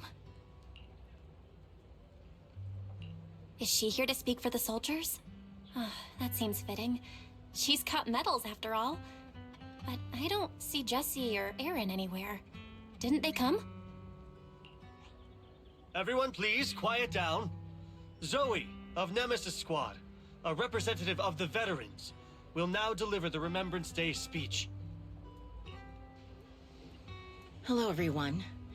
I'm honored to stand here and speak on behalf of all of the soldiers of the Defense Force. Today, we gather to commemorate Remembrance Day, a day born from the tragedy of the old capital's fall. That's her. Zoe's the sniper that was attacking Trigger. So she was the one who gave Trigger the cold truth. Many of us lost relatives or friends in the disaster, and I am no exception. Every member of my squad perished in that battle, leaving me as the only survivor. Losing the friends you cherish to the Hollow is a pain that never fades. It's a sorrow that will stay with us, now and forever.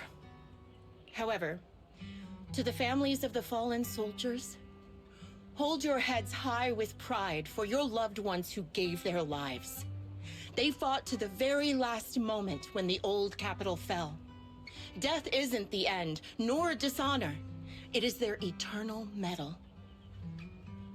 Yeah, it's the same voice as the sniper who was attacking Trigger. So it's Zoe. Or it's Zoe. They gave their lives facing an unstoppable disaster, exchanging their sacrifice for the world we have today. In doing so, they fulfilled their duties as soldiers to perfection. Without the blood they spilled, Eridu would not have endured, and new Eridu would never have risen from the ashes. In honor of the wishes of the departed, look ahead, people of New Eridu. Our thoughts and remembrance of those who passed will be carried in every flicker of candlelight and in every bouquet of flowers.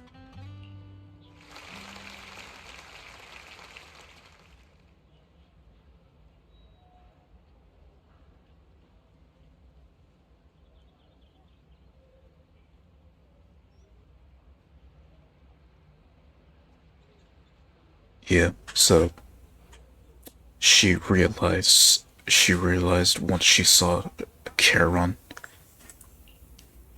My speech was meant to end here, but since you all seem quite engaged, please allow me to share a little more. The reason you all agree with what I've said is because it offers a way to step away from the pain. That's what the living do. They seek ways to ease the weight of others' deaths so they can find a way to start over. This is the new Eridu of today. A huge disaster consumed the old capital, and the people who survived it keep saying things like, treasure the moment and start fresh to numb themselves, hoping to forget the nightmare. Yeah, so it's her.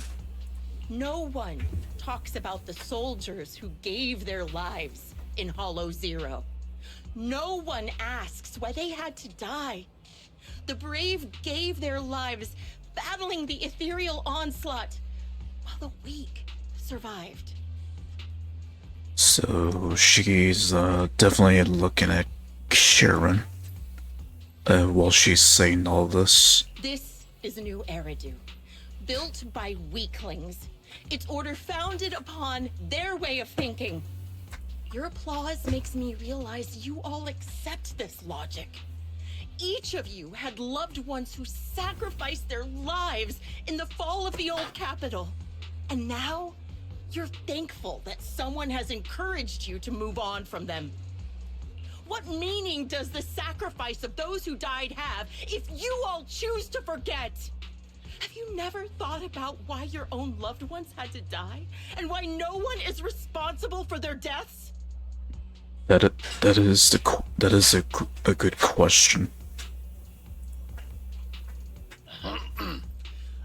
Miss Zoe, there's not much time left for your, Quit making that excuse, boy. Open your eyes! I'm speaking to those who have lost loved ones! If death is the medal for the fallen, then pain is the cross the living must bear. If you fear its weight and run from the suffering, the soldiers will never find peace in their eternal rest. And that's basically the circumstance that Karen's facing right now. To tear the wound open once again, so you'll never forget the searing pain. That's the real meaning of Remembrance Day. I don't agree. Oh. Charon, I didn't expect you to be here for Remembrance Day. How are things going with your search? Seems like you have something to say. Oh, she has plenty. Among the people standing here, there's a woman who raised her daughter with the survivor benefits left by her husband. Another who's been able to carry on with her life thanks to the final efforts of her child. And yet another who's found purpose because of the influence of his late sister. The will of the deceased lives on in every person here. The soldiers who died during the fall of the old capital fought for this. The future that their loved ones are making for themselves now. The old me might have agreed with what you said, but someone taught me that pain and hardship can lead to hope. They helped me see that hope could be inherited, not just destroyed when life fades. That's why I believe the departed didn't leave us wounded or with a heavy cross to bear, but with a melody. Each of us holds a harmonica that plays the melody of life. At first, it may sound awkward, but it will eventually flow smoothly, taking on our own style, until it merges with our soul. You seem quite certain about what you're saying. Tell me then, what kind of melody is left behind by those we've lost? I'm not sure. I can't picture the exact melody, but I trust the answer I've chosen. And I trust everything I've seen and heard. A vague and insubstantial answer, isn't it? I was right about you, Charon. From the moment we met, I knew we'd never really understand each other. I'm sorry you feel that way. Everyone, I apologize for taking up your time. My speech ends here. Please feel free to continue with your visit.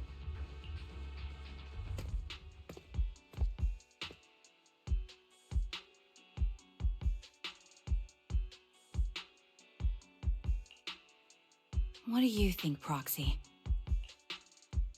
Something was definitely off about her just now. And the things she said, I'm starting to get a really bad feeling about this.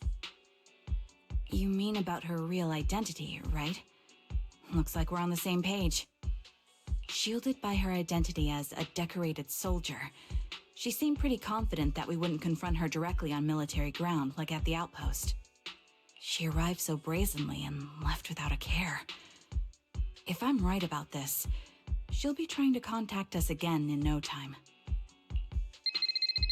Well, we now know how she looks, but how does she look in full gear?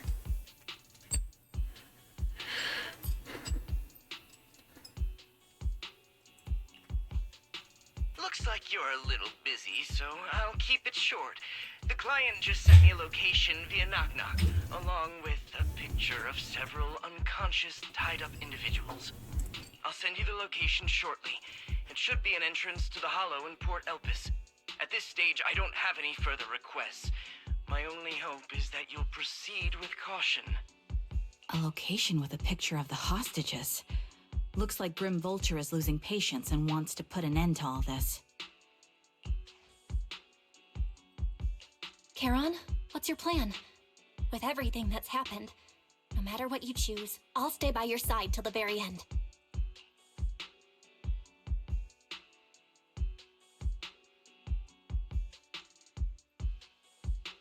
I've made up my mind.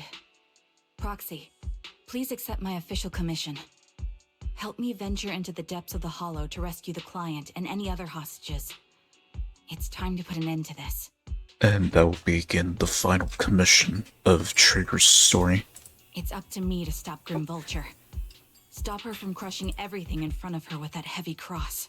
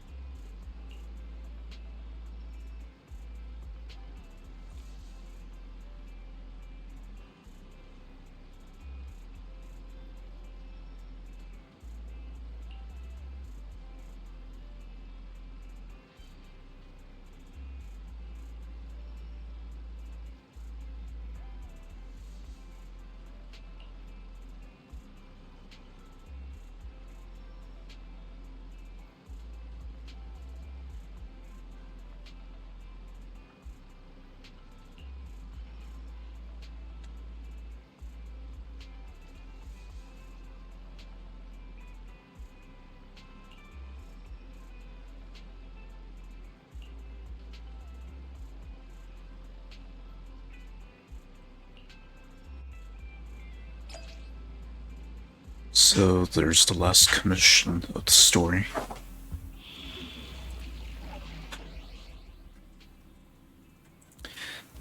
Ether and ice. I am the Eye of Oval.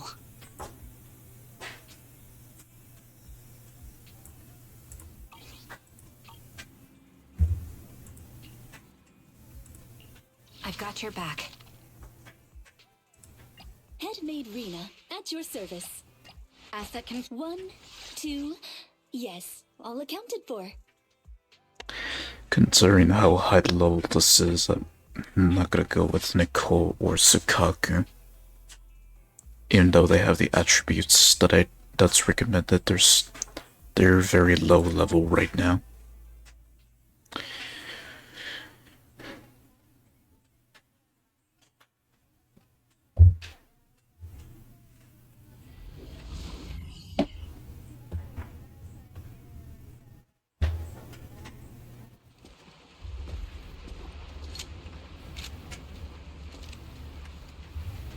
Charon, look! Another communicator. Another communicator. It's a bad habit for a sniper to be so talkative. Oh, really? I think it's rather good for my mental health to witness in real time how my target becomes desperate and gives up their struggle. Do you really still need to disguise your voice? I thought you didn't want to hide anymore, Zoe. You're right. Seems there's no need for secrecy anymore. I, Zoe, the sniper known as Grim Vulture of Nemesis Squad, send you my regards. Zoe. No. Grim Vulture. You, like me, were one of the advanced troops deployed to suppress Hollow Zero right after the fall of the old capital, right? Noct, Cartes, and Impera Squad. So far, all the victims have been members of these squads. They were initially supposed to enter the Hollow to reinforce the advanced troops. Nemesis, your squad, lacking reinforcements, lost everyone except you in the fall of the old capital. You blamed their deaths on the absence of reinforcements and sought revenge on them. That's my conclusion. Exactly. Just like me. The fall of the old capital left you entirely alone. A sniper, the sole survivor, a mere pawn abandoned by the military. Don't you think we're very much alike? The Impera squad member, Nathan, the one you're searching for, he pleaded with me to let him go when I was about to kill him, saying he had to see you no matter what. That's how you caught my attention. I let him live to get all sorts of information on you. I was so curious about you that I even set a trap, disguising myself as a victim to get closer to you. It turned out we share the same story. We even got the same PTSD symptoms. After all these years, we still see images of our teammates before they die. It's impossible to erase them from our minds. It's just, you use ridiculous fantasies to numb yourself, chasing after illusions of your squad mates. Well, I can't afford to be as naive as you. One night, when I was overwhelmed with the unbearable images of my comrades' deaths, vomiting and crying, I finally realized the meaning behind their appearance before me. They were pleading with me, pleading for vengeance against those who abandoned us, begging me to destroy the repulsive, hypocritical new order of New Eridu. So, I carried on their will. I began kidnapping targets and sniping them in the Hollow, watching as they became corrupted and died in despair.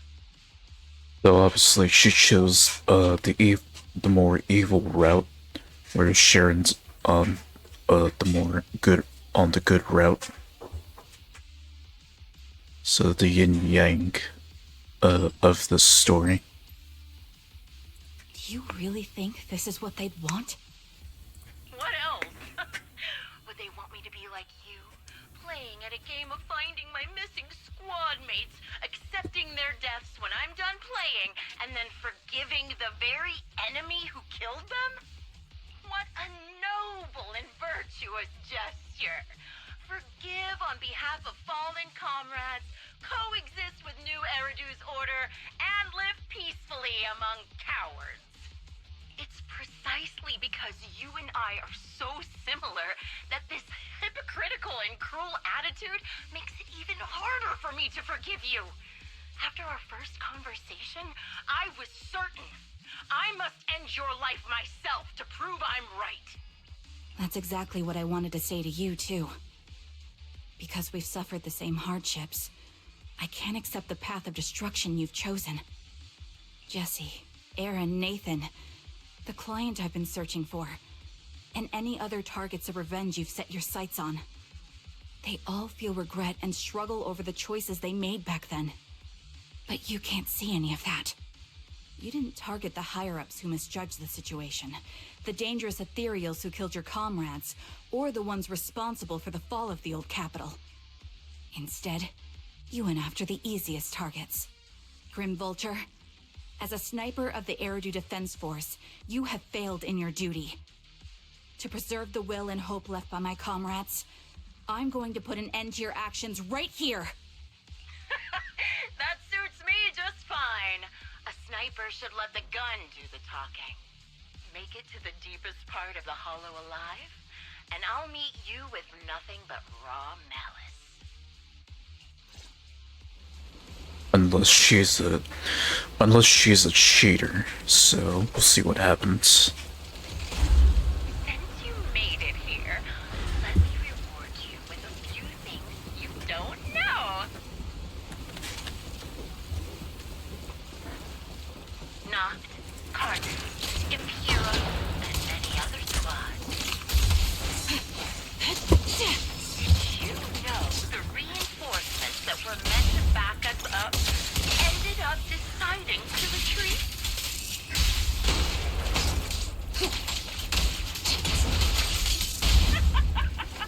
Relying on a show of hands to vote, isn't that ridiculous? Our lives were discarded. Jesse and Aaron, do you have them too? Or are they already...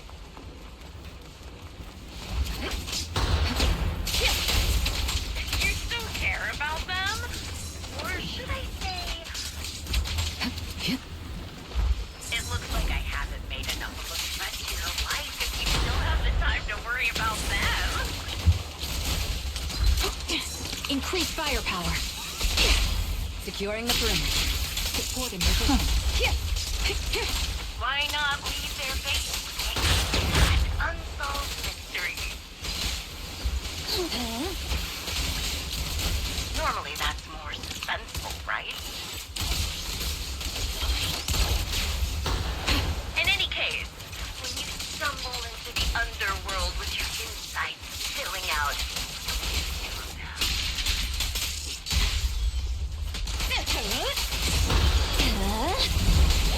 I'll pierce right through. wouldn't it be more exciting to wait until then to reveal the answer? Quick shot. Everything. Those two morons are so stupid. Oh, it's hilarious.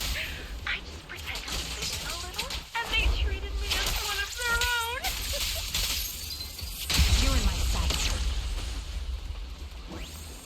The wind and rain are picking up. Extreme weather is perfect for sending you to your grave. No one will hear your screams and cries as you die.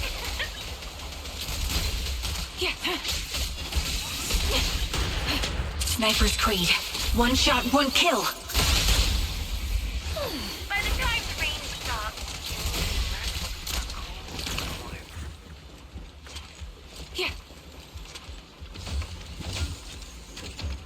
I wonder, do you remember the weather on the day the old capital?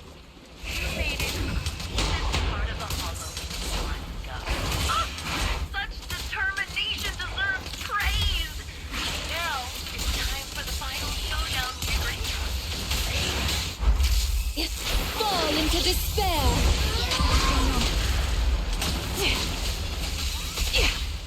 Really? The only way to put it. What sniper would ever confront their enemy head on? Adjusting for wind. I've prepared a little gift for you. Support ready. I made this secure material by abducting and cloaking a high-ranking officer.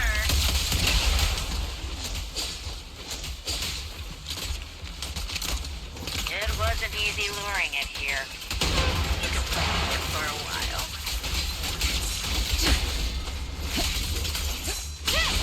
As for me, I'll watch you from above. Then I'll put a bullet right through your heart. The melody of combat. Supporting position. You cannot stop me.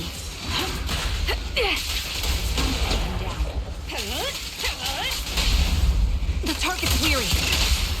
everything's under control. I can be everywhere. My bullets are one with the wind. Dance, dance! Let's not disappoint our customers!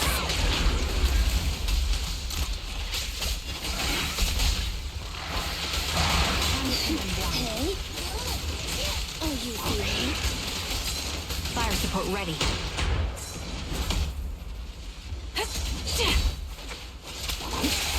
Final warning.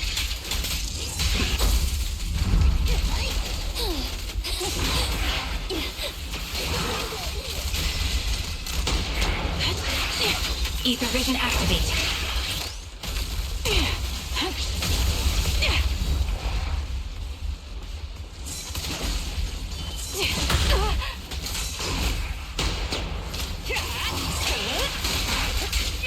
Precision strike? Don't even try.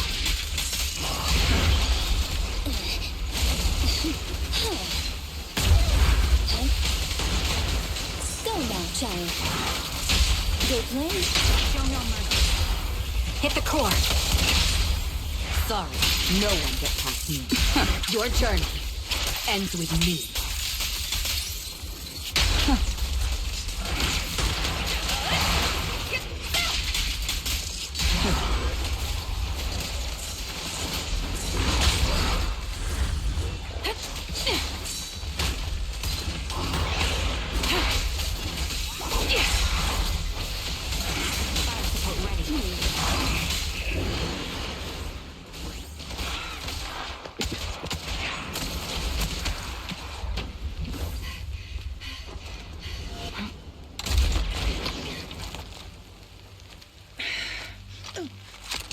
The real failure as a sniper is the one who's been forced into a corner, like you!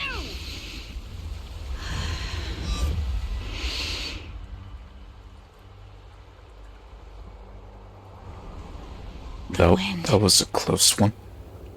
It's shifting.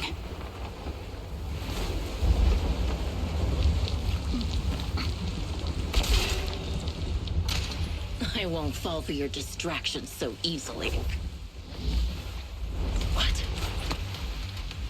I will surpass you with my own melody of victory. Damn! And let the wind be the opening notes.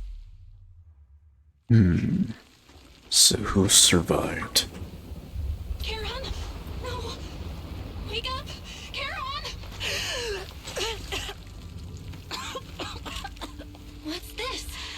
Oh shit.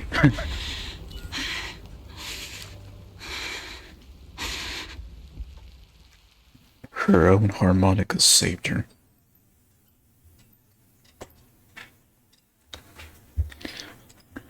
And surpass she did. I guess that was a pretty poetic way of putting it.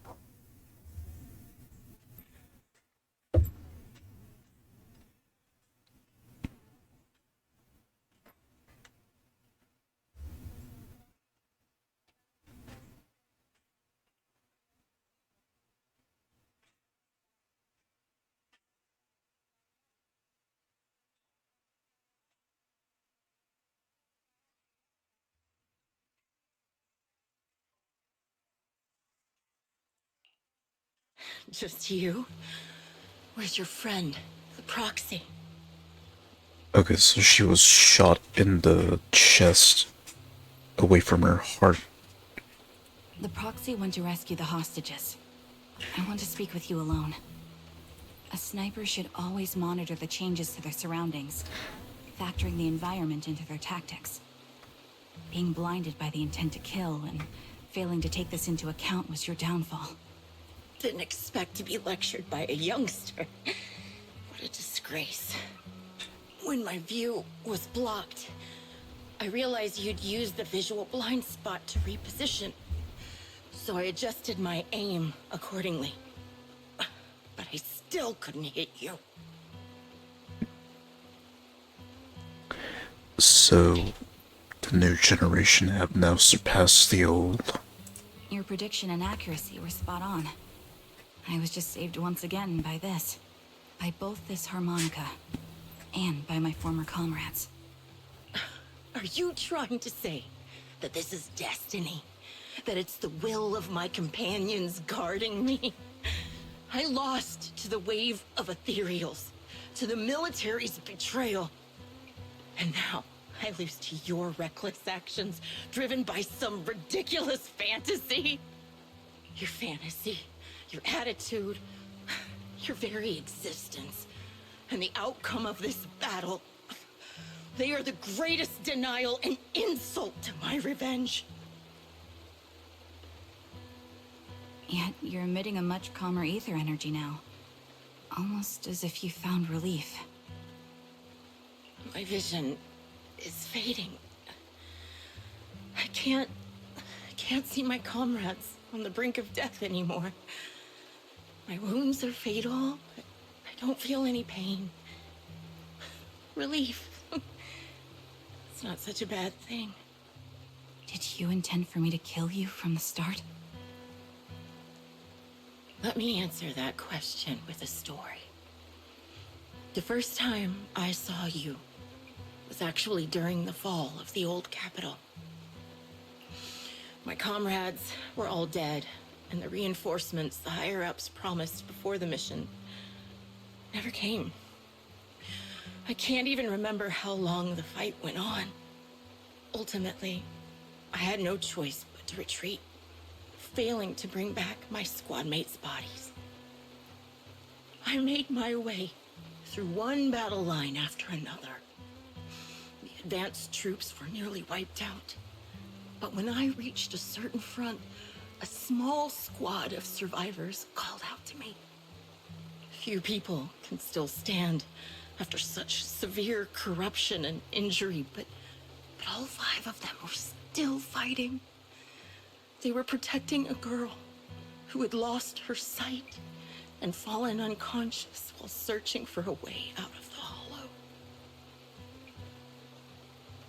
They told me they were beyond saving, and if I planned to retreat, I must take the girl with me. I couldn't turn down the last request of a group of heroic soldiers about to die in battle. So the girl in question is the one who pretty much took her life? Your comrades entrusted your life to me. I was the one who brought you out of the hollow. You already know what happened afterward. It didn't take long for you to leave the Defense Force after you came to. Just like me. I developed PTSD so intense that sometimes I couldn't even hold a normal conversation. But for me, the hardest blow was the death of my squad. To an orphan like me, they were family. Right, because back at the beginning, she did mention that they were orphans. If the reinforcements had kept their word and provided support, they wouldn't have died for nothing. Don't you ever have that thought? To say I don't would be a lie. But I think deep down you know. From the moment we stepped into the hollow, there was no way we were getting saved. Given how quickly the hollow was spreading, and the ever-increasing number of ethereals, it would take the sacrifice of countless Defense Force troops to suppress it. It wasn't something that could have been accomplished in such a short time. The reinforcements would have only been a drop in the bucket. More sacrifices without results.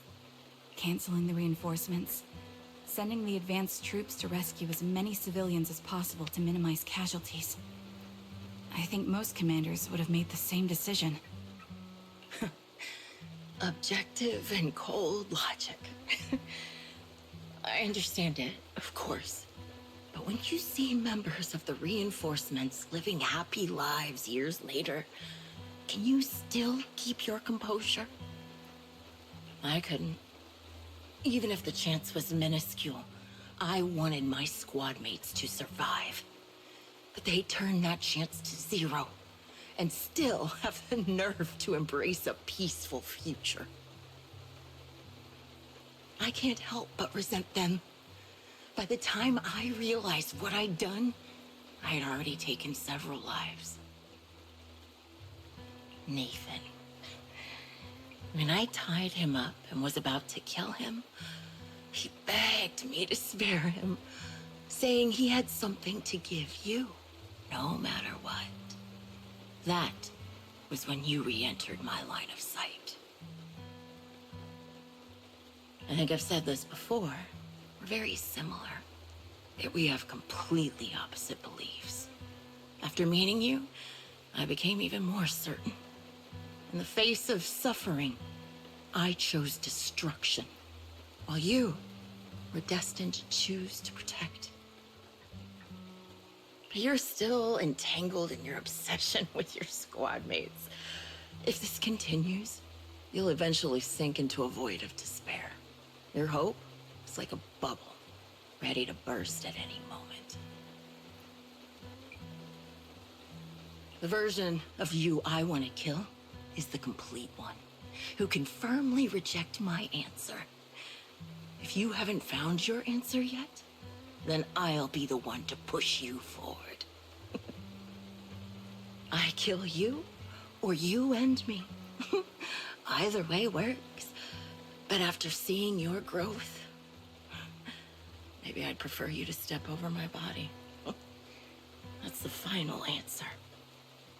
Why? Emptiness and doubt.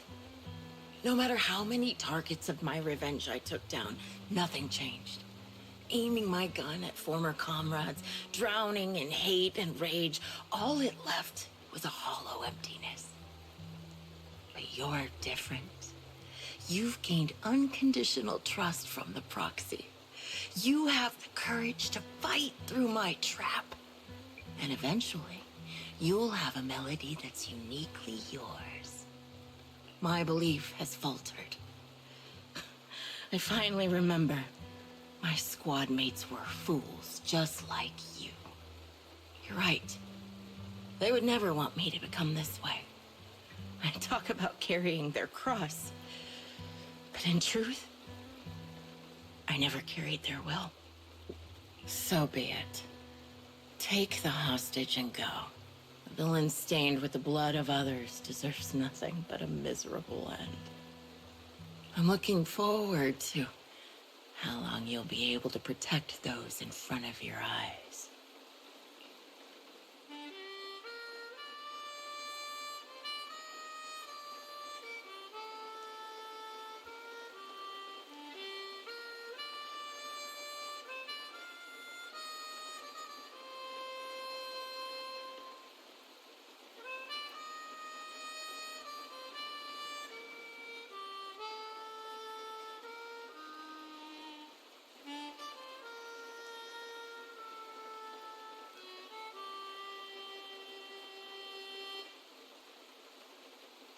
But just that same melody whenever like something depressing like this happens.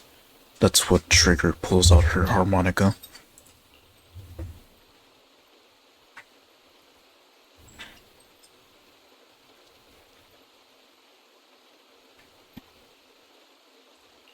It can still be played after taking a bullet. Impressive. This is my final melody to you. No matter how miserable you've become, I'll still remember you. Remember we once shared the same path in life. But in the end, our paths diverged. Yeah, this is giving me more of like a Naruto Sasuke moment here. Except in Naruto Shippuden that ended differently. Where they both lived. Your hatred has long twisted into sin. But if not for you, I wouldn't have learned how to hate, or found the true targets of my hatred. I used to know nothing. My teammates served as my teachers and taught me so much. And I think you must be my final teacher. You taught me, in the most intense way, what hatred truly means. I think this is like tying the same narrative that Anby was trying to tie when I was reaching the end of her story. Really? So you found someone you want revenge against, too. That's good.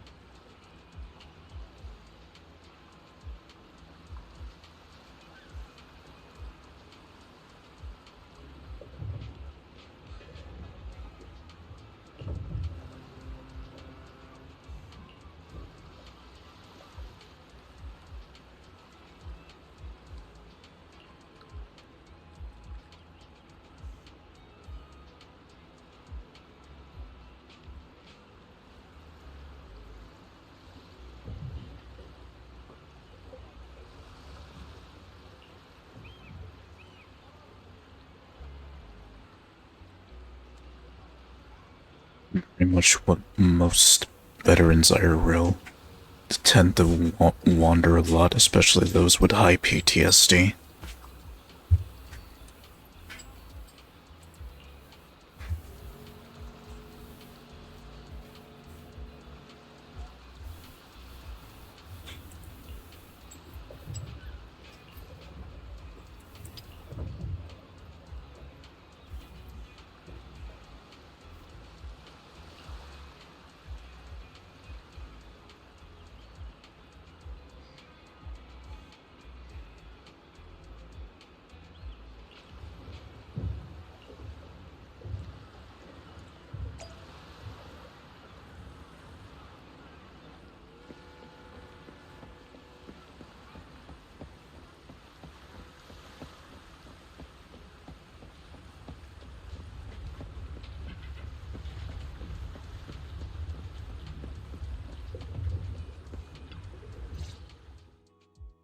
So you're the sniper from Liar Squad. It's nice to finally meet you. And you must be the one who's been searching for me. Nathan, the younger brother of Lethe. It's good to see you safe and sound. Younger brother, huh? Because his older brother was pretty old. That's right. I'm sorry for causing all this trouble. I nearly cost you your life, becoming a target of a victim from the fall of the old capital. Maybe that's what I get not helping my brother and the rest of the defense force back then. When the reinforcements decided to retreat, I spoke out against it. I had family among the soldiers already in the Hollow, but I didn't have the courage to take that step. The one that might have cost me my life. I'm sorry. You don't need to feel regret or apologize. The outcome wasn't something you could have controlled. You cared deeply for Lethe, and even today you still think of him. To someone like him, who always cherished family, that's more than enough. Thank you. I heard you've been searching for the members of Liar Squad all these years. I'm nothing compared to your determination. Thank you for everything you've done, but please stop the search. It's time for you to start living a life that's truly your own. I mean, he is right. It's pretty much about time to move on. I hate to say this as a family member, but back then, they were already... I know. You don't need to say it. I've been drowning in a fantasy of my own making for years. But it's a fantasy that kept me from falling into the abyss. Nathan, Grim Vulture told me you have something you want to give me. Is that why you commissioned someone to find me? Yes. After learning about the bond between you and your squad, I knew I couldn't live with myself if I didn't get this to you. So I got on my knees and begged Grim Vulture, even playing this recording for her, hoping it would move her. Regardless of how things unfolded, what matters is that it wasn't destroyed, and I'm here, alive, to hand it to you.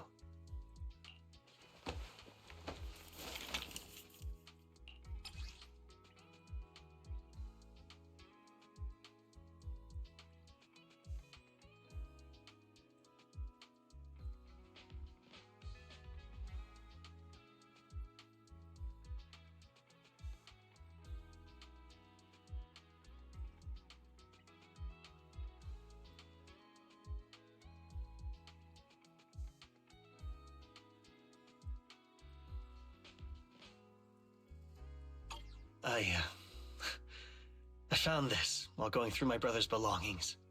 It's been tucked away for years. There's a recording on it, and I think it's a gift Liar Squad made for you, but never had the chance to give you. Thank you so much. Do you mind if I listen to it now with the proxies?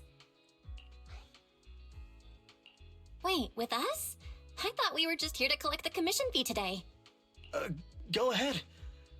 As for the commission fee, I'll pay it to you both shortly, so don't worry about that.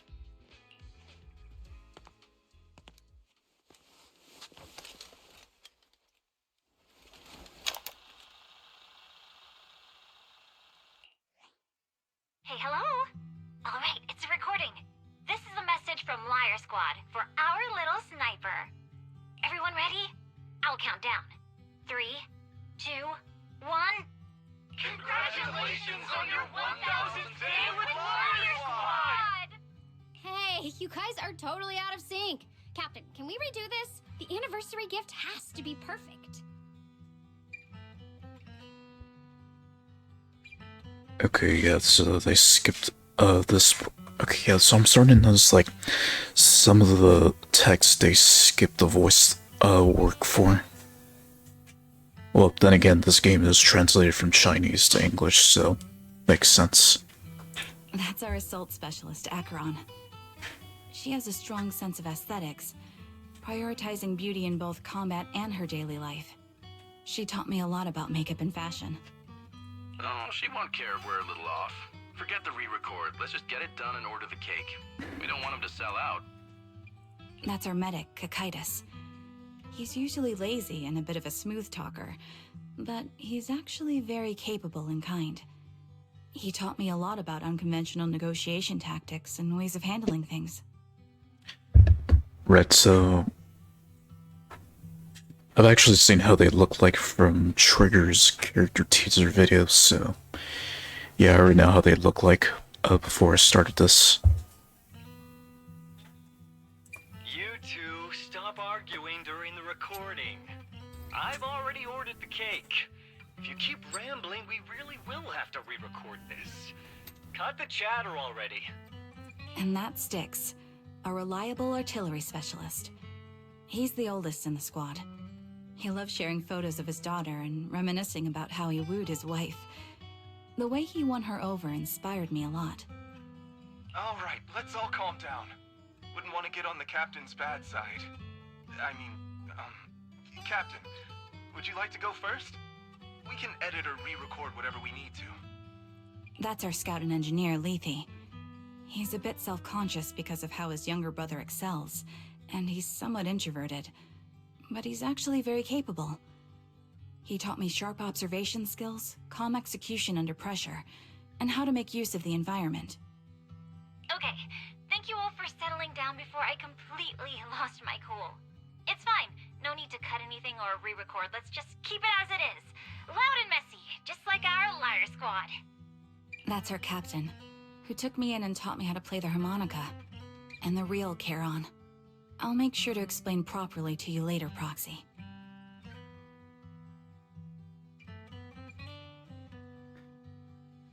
So then, Charon's not Trigger's actual name.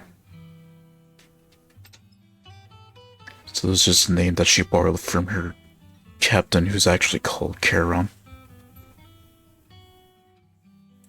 As you've heard, this recording is a little gift from the five of us. How time flies. When I brought you into the squad about 2.5 years ago, you were just a shy kid who blushed whenever you talked to someone. Over these 1,000 days, you've really worked hard to keep pace with our fighting rhythm. You've done incredibly well. In the last mission, your successful sniper kill of that high-risk ethereal really helped Acheron a lot.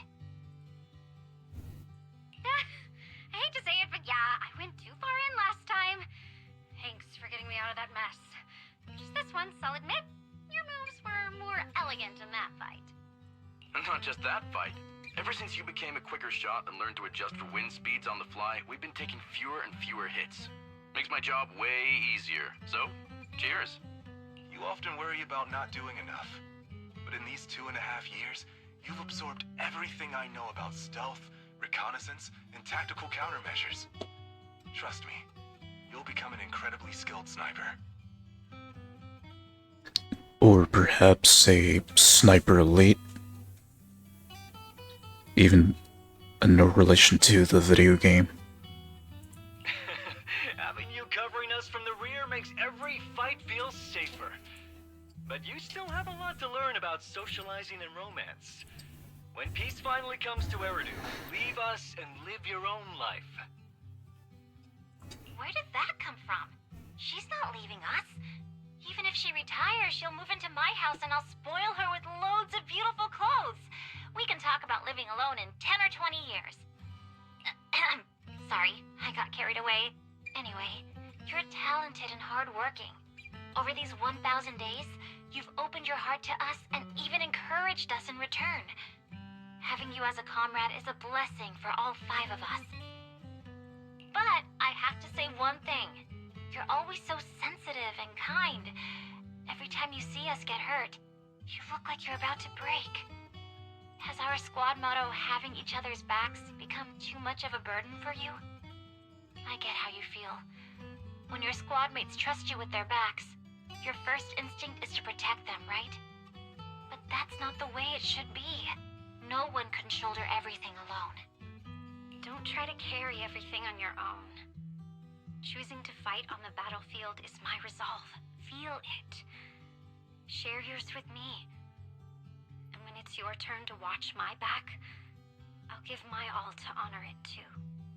As long as you fight with all your strength, there's no such thing as failing to protect something, because your will and our will is preserved and carried on in other ways. But don't let that weigh on you. Try to trust in us, just like we trust in you, no matter what. I've struggled with that kind of thinking myself, but I eventually made my way through it.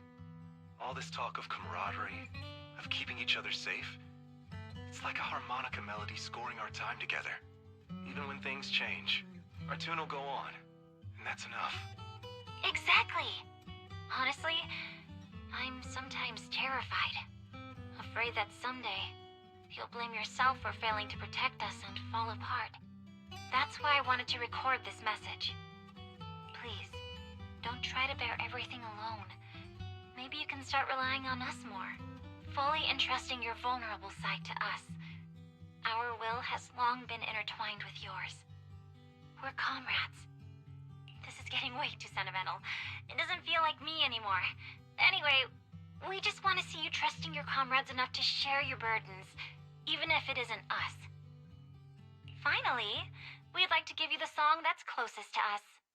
If what we've said is hard to understand, just feel it through the music.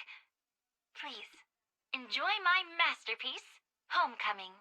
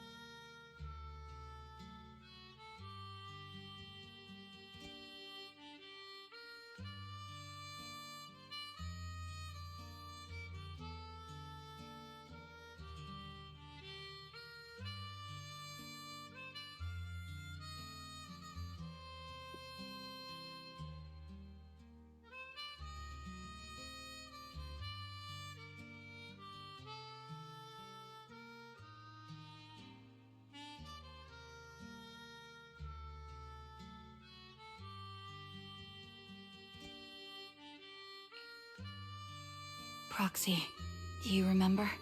I was once terrified of seeing the look on their faces. Yes. Can you see them clearly now? Yes. Crystal clear. As if I've returned to the exact moment of parting.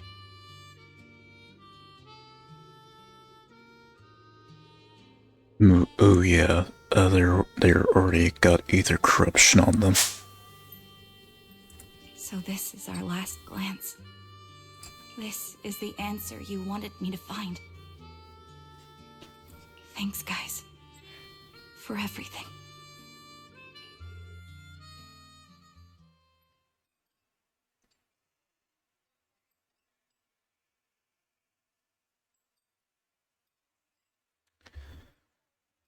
So I guess that recording's pretty much the only thing that she'll cherish deeply, since it's the only thing that will allow her to hear her comrades of the past. Yeah, she'll be treating that with utmost care. Proxies. No. Lies. Belle. I've troubled you two a lot these days with my personal affairs. Words can't describe what you've done for me. It's no trouble at all. To be honest, Belle and I have been a bit lost lately because of some personal matters. But meeting you has felt somehow comforting. Don't you think, Belle? Exactly. We got something out of the experiences we shared. At the very least, it's brought us clarity. I guess our wills have always been aligned, haven't they? Yeah. When I was trapped in self-doubt, unable to get out, I'm glad you were there with me. You're right. We've already entrusted our backs to each other as comrades. And because of that, because we are comrades, please, hear me out. Maybe you've already noticed. I'm sorry, but I've been keeping something from you. Charon isn't actually my code name. As I mentioned before, Charon was my captain's code name. When I met both of you for the first time, I didn't want to tell you my code name, because I thought someone who couldn't protect their squad mates had no right to one. So I lied. Captain Charon was an orphan like me, with no family to mourn her. I've been using her code name because I may be the last person in the world who still remembers her. But I understand now. If I want to keep moving forward, I can't keep hiding behind a lie. My true code name is...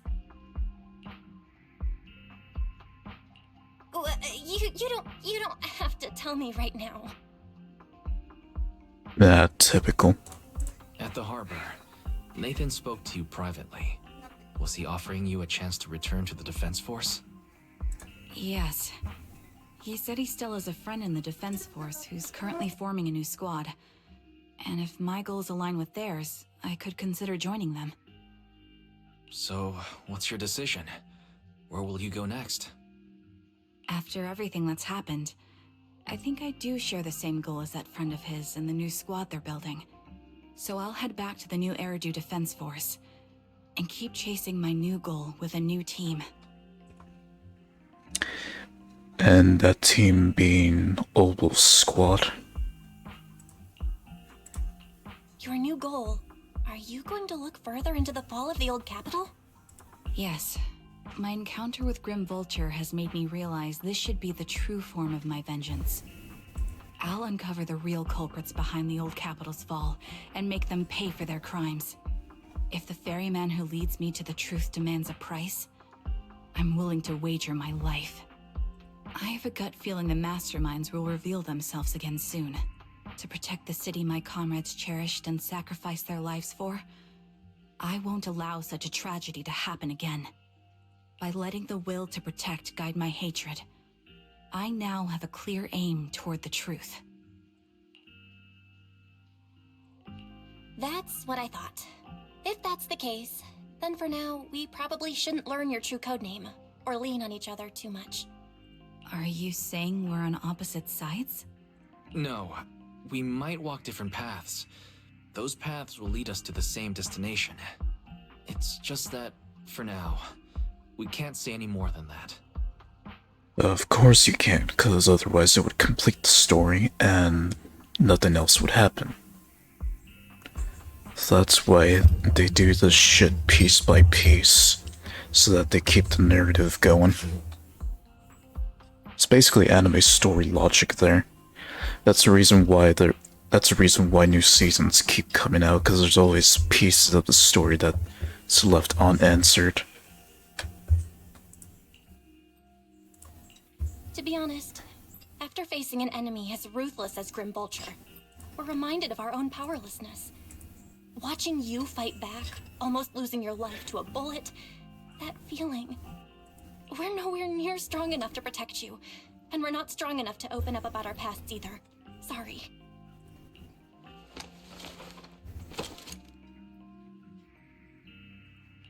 If this is your slightly selfish principle, I'll respect it. You were once my proxies, and I'll keep this memory locked away as something I cherish. If, as you say, our destination is the same, then we should continue on our separate paths, striving to grow stronger. The next time we meet, I'll reveal my true codename. And when would that be? I hope we can become true comrades. I want your presence to forever remain in the melody of my life. Yes, it's a promise. We'll meet again, Charon.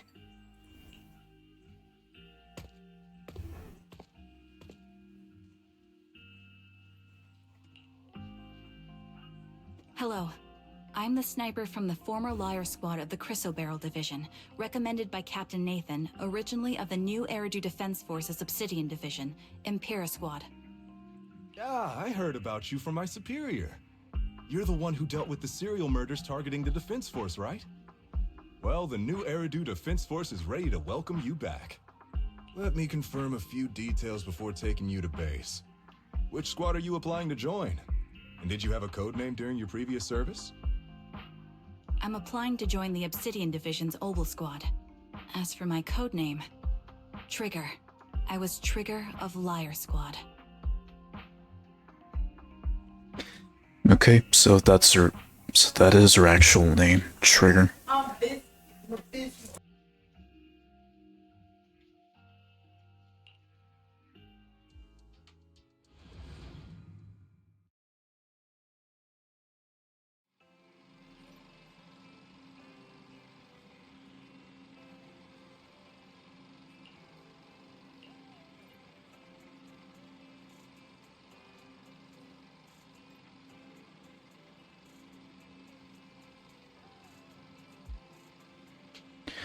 Now, because I've completed anime story, well, this, eventually they'll meet, Trigger again. But since I play the anime story first, and then this second, so it makes sense.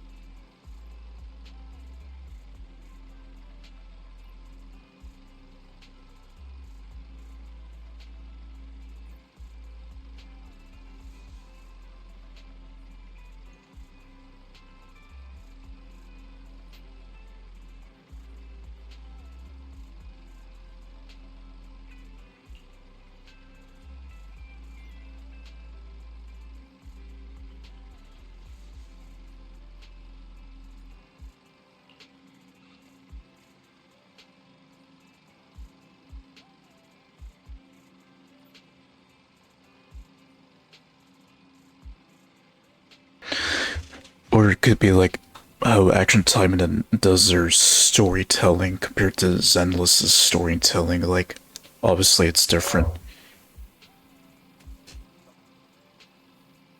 Although they both start the same, but actually no. They both are the same in how they explain the story, but like, I guess Zenless did it a lot better compared to Action Time, and then maybe.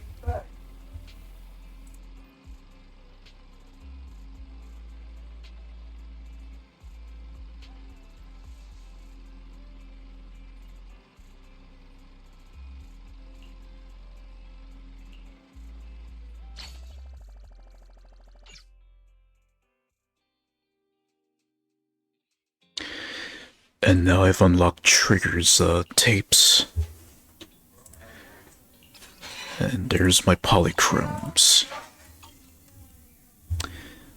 Right, so pretty much this basically explained not just Trigger's story, but also how Bell and Wise got to meet Shepard, the broker who would eventually become their, what's the word? Yeah, the broker who would eventually work with them to become the legendary Phaethon.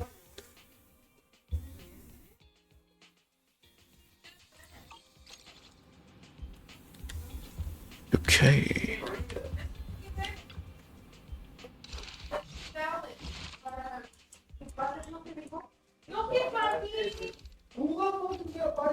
Yeah, I'm sorry for the background noise. My siblings are just like that. Sorry about that.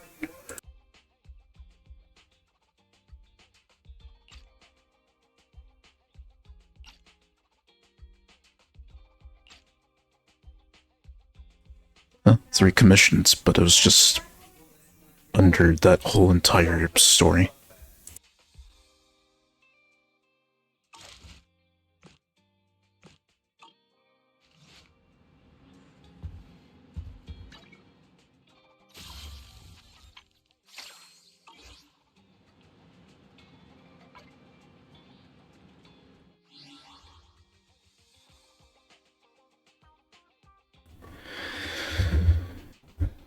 Alright. Yeah, so, well, that's already the stream, so I'm definitely gonna finish up here. No raid this time, so I'm just gonna wrap it up here. I'm assuming I'm definitely gonna, or the other agent stories, I'm guessing it's just gonna have its, like, you know, depressing moments. Considering how the logic of this game, most agents have, like, their backstory, which tends to be depressing at worst.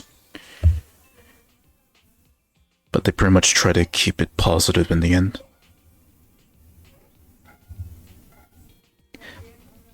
Yeah, I'm definitely gonna finish it up here. And you're welcome. Alright, I'll see you in another stream. Goodbye.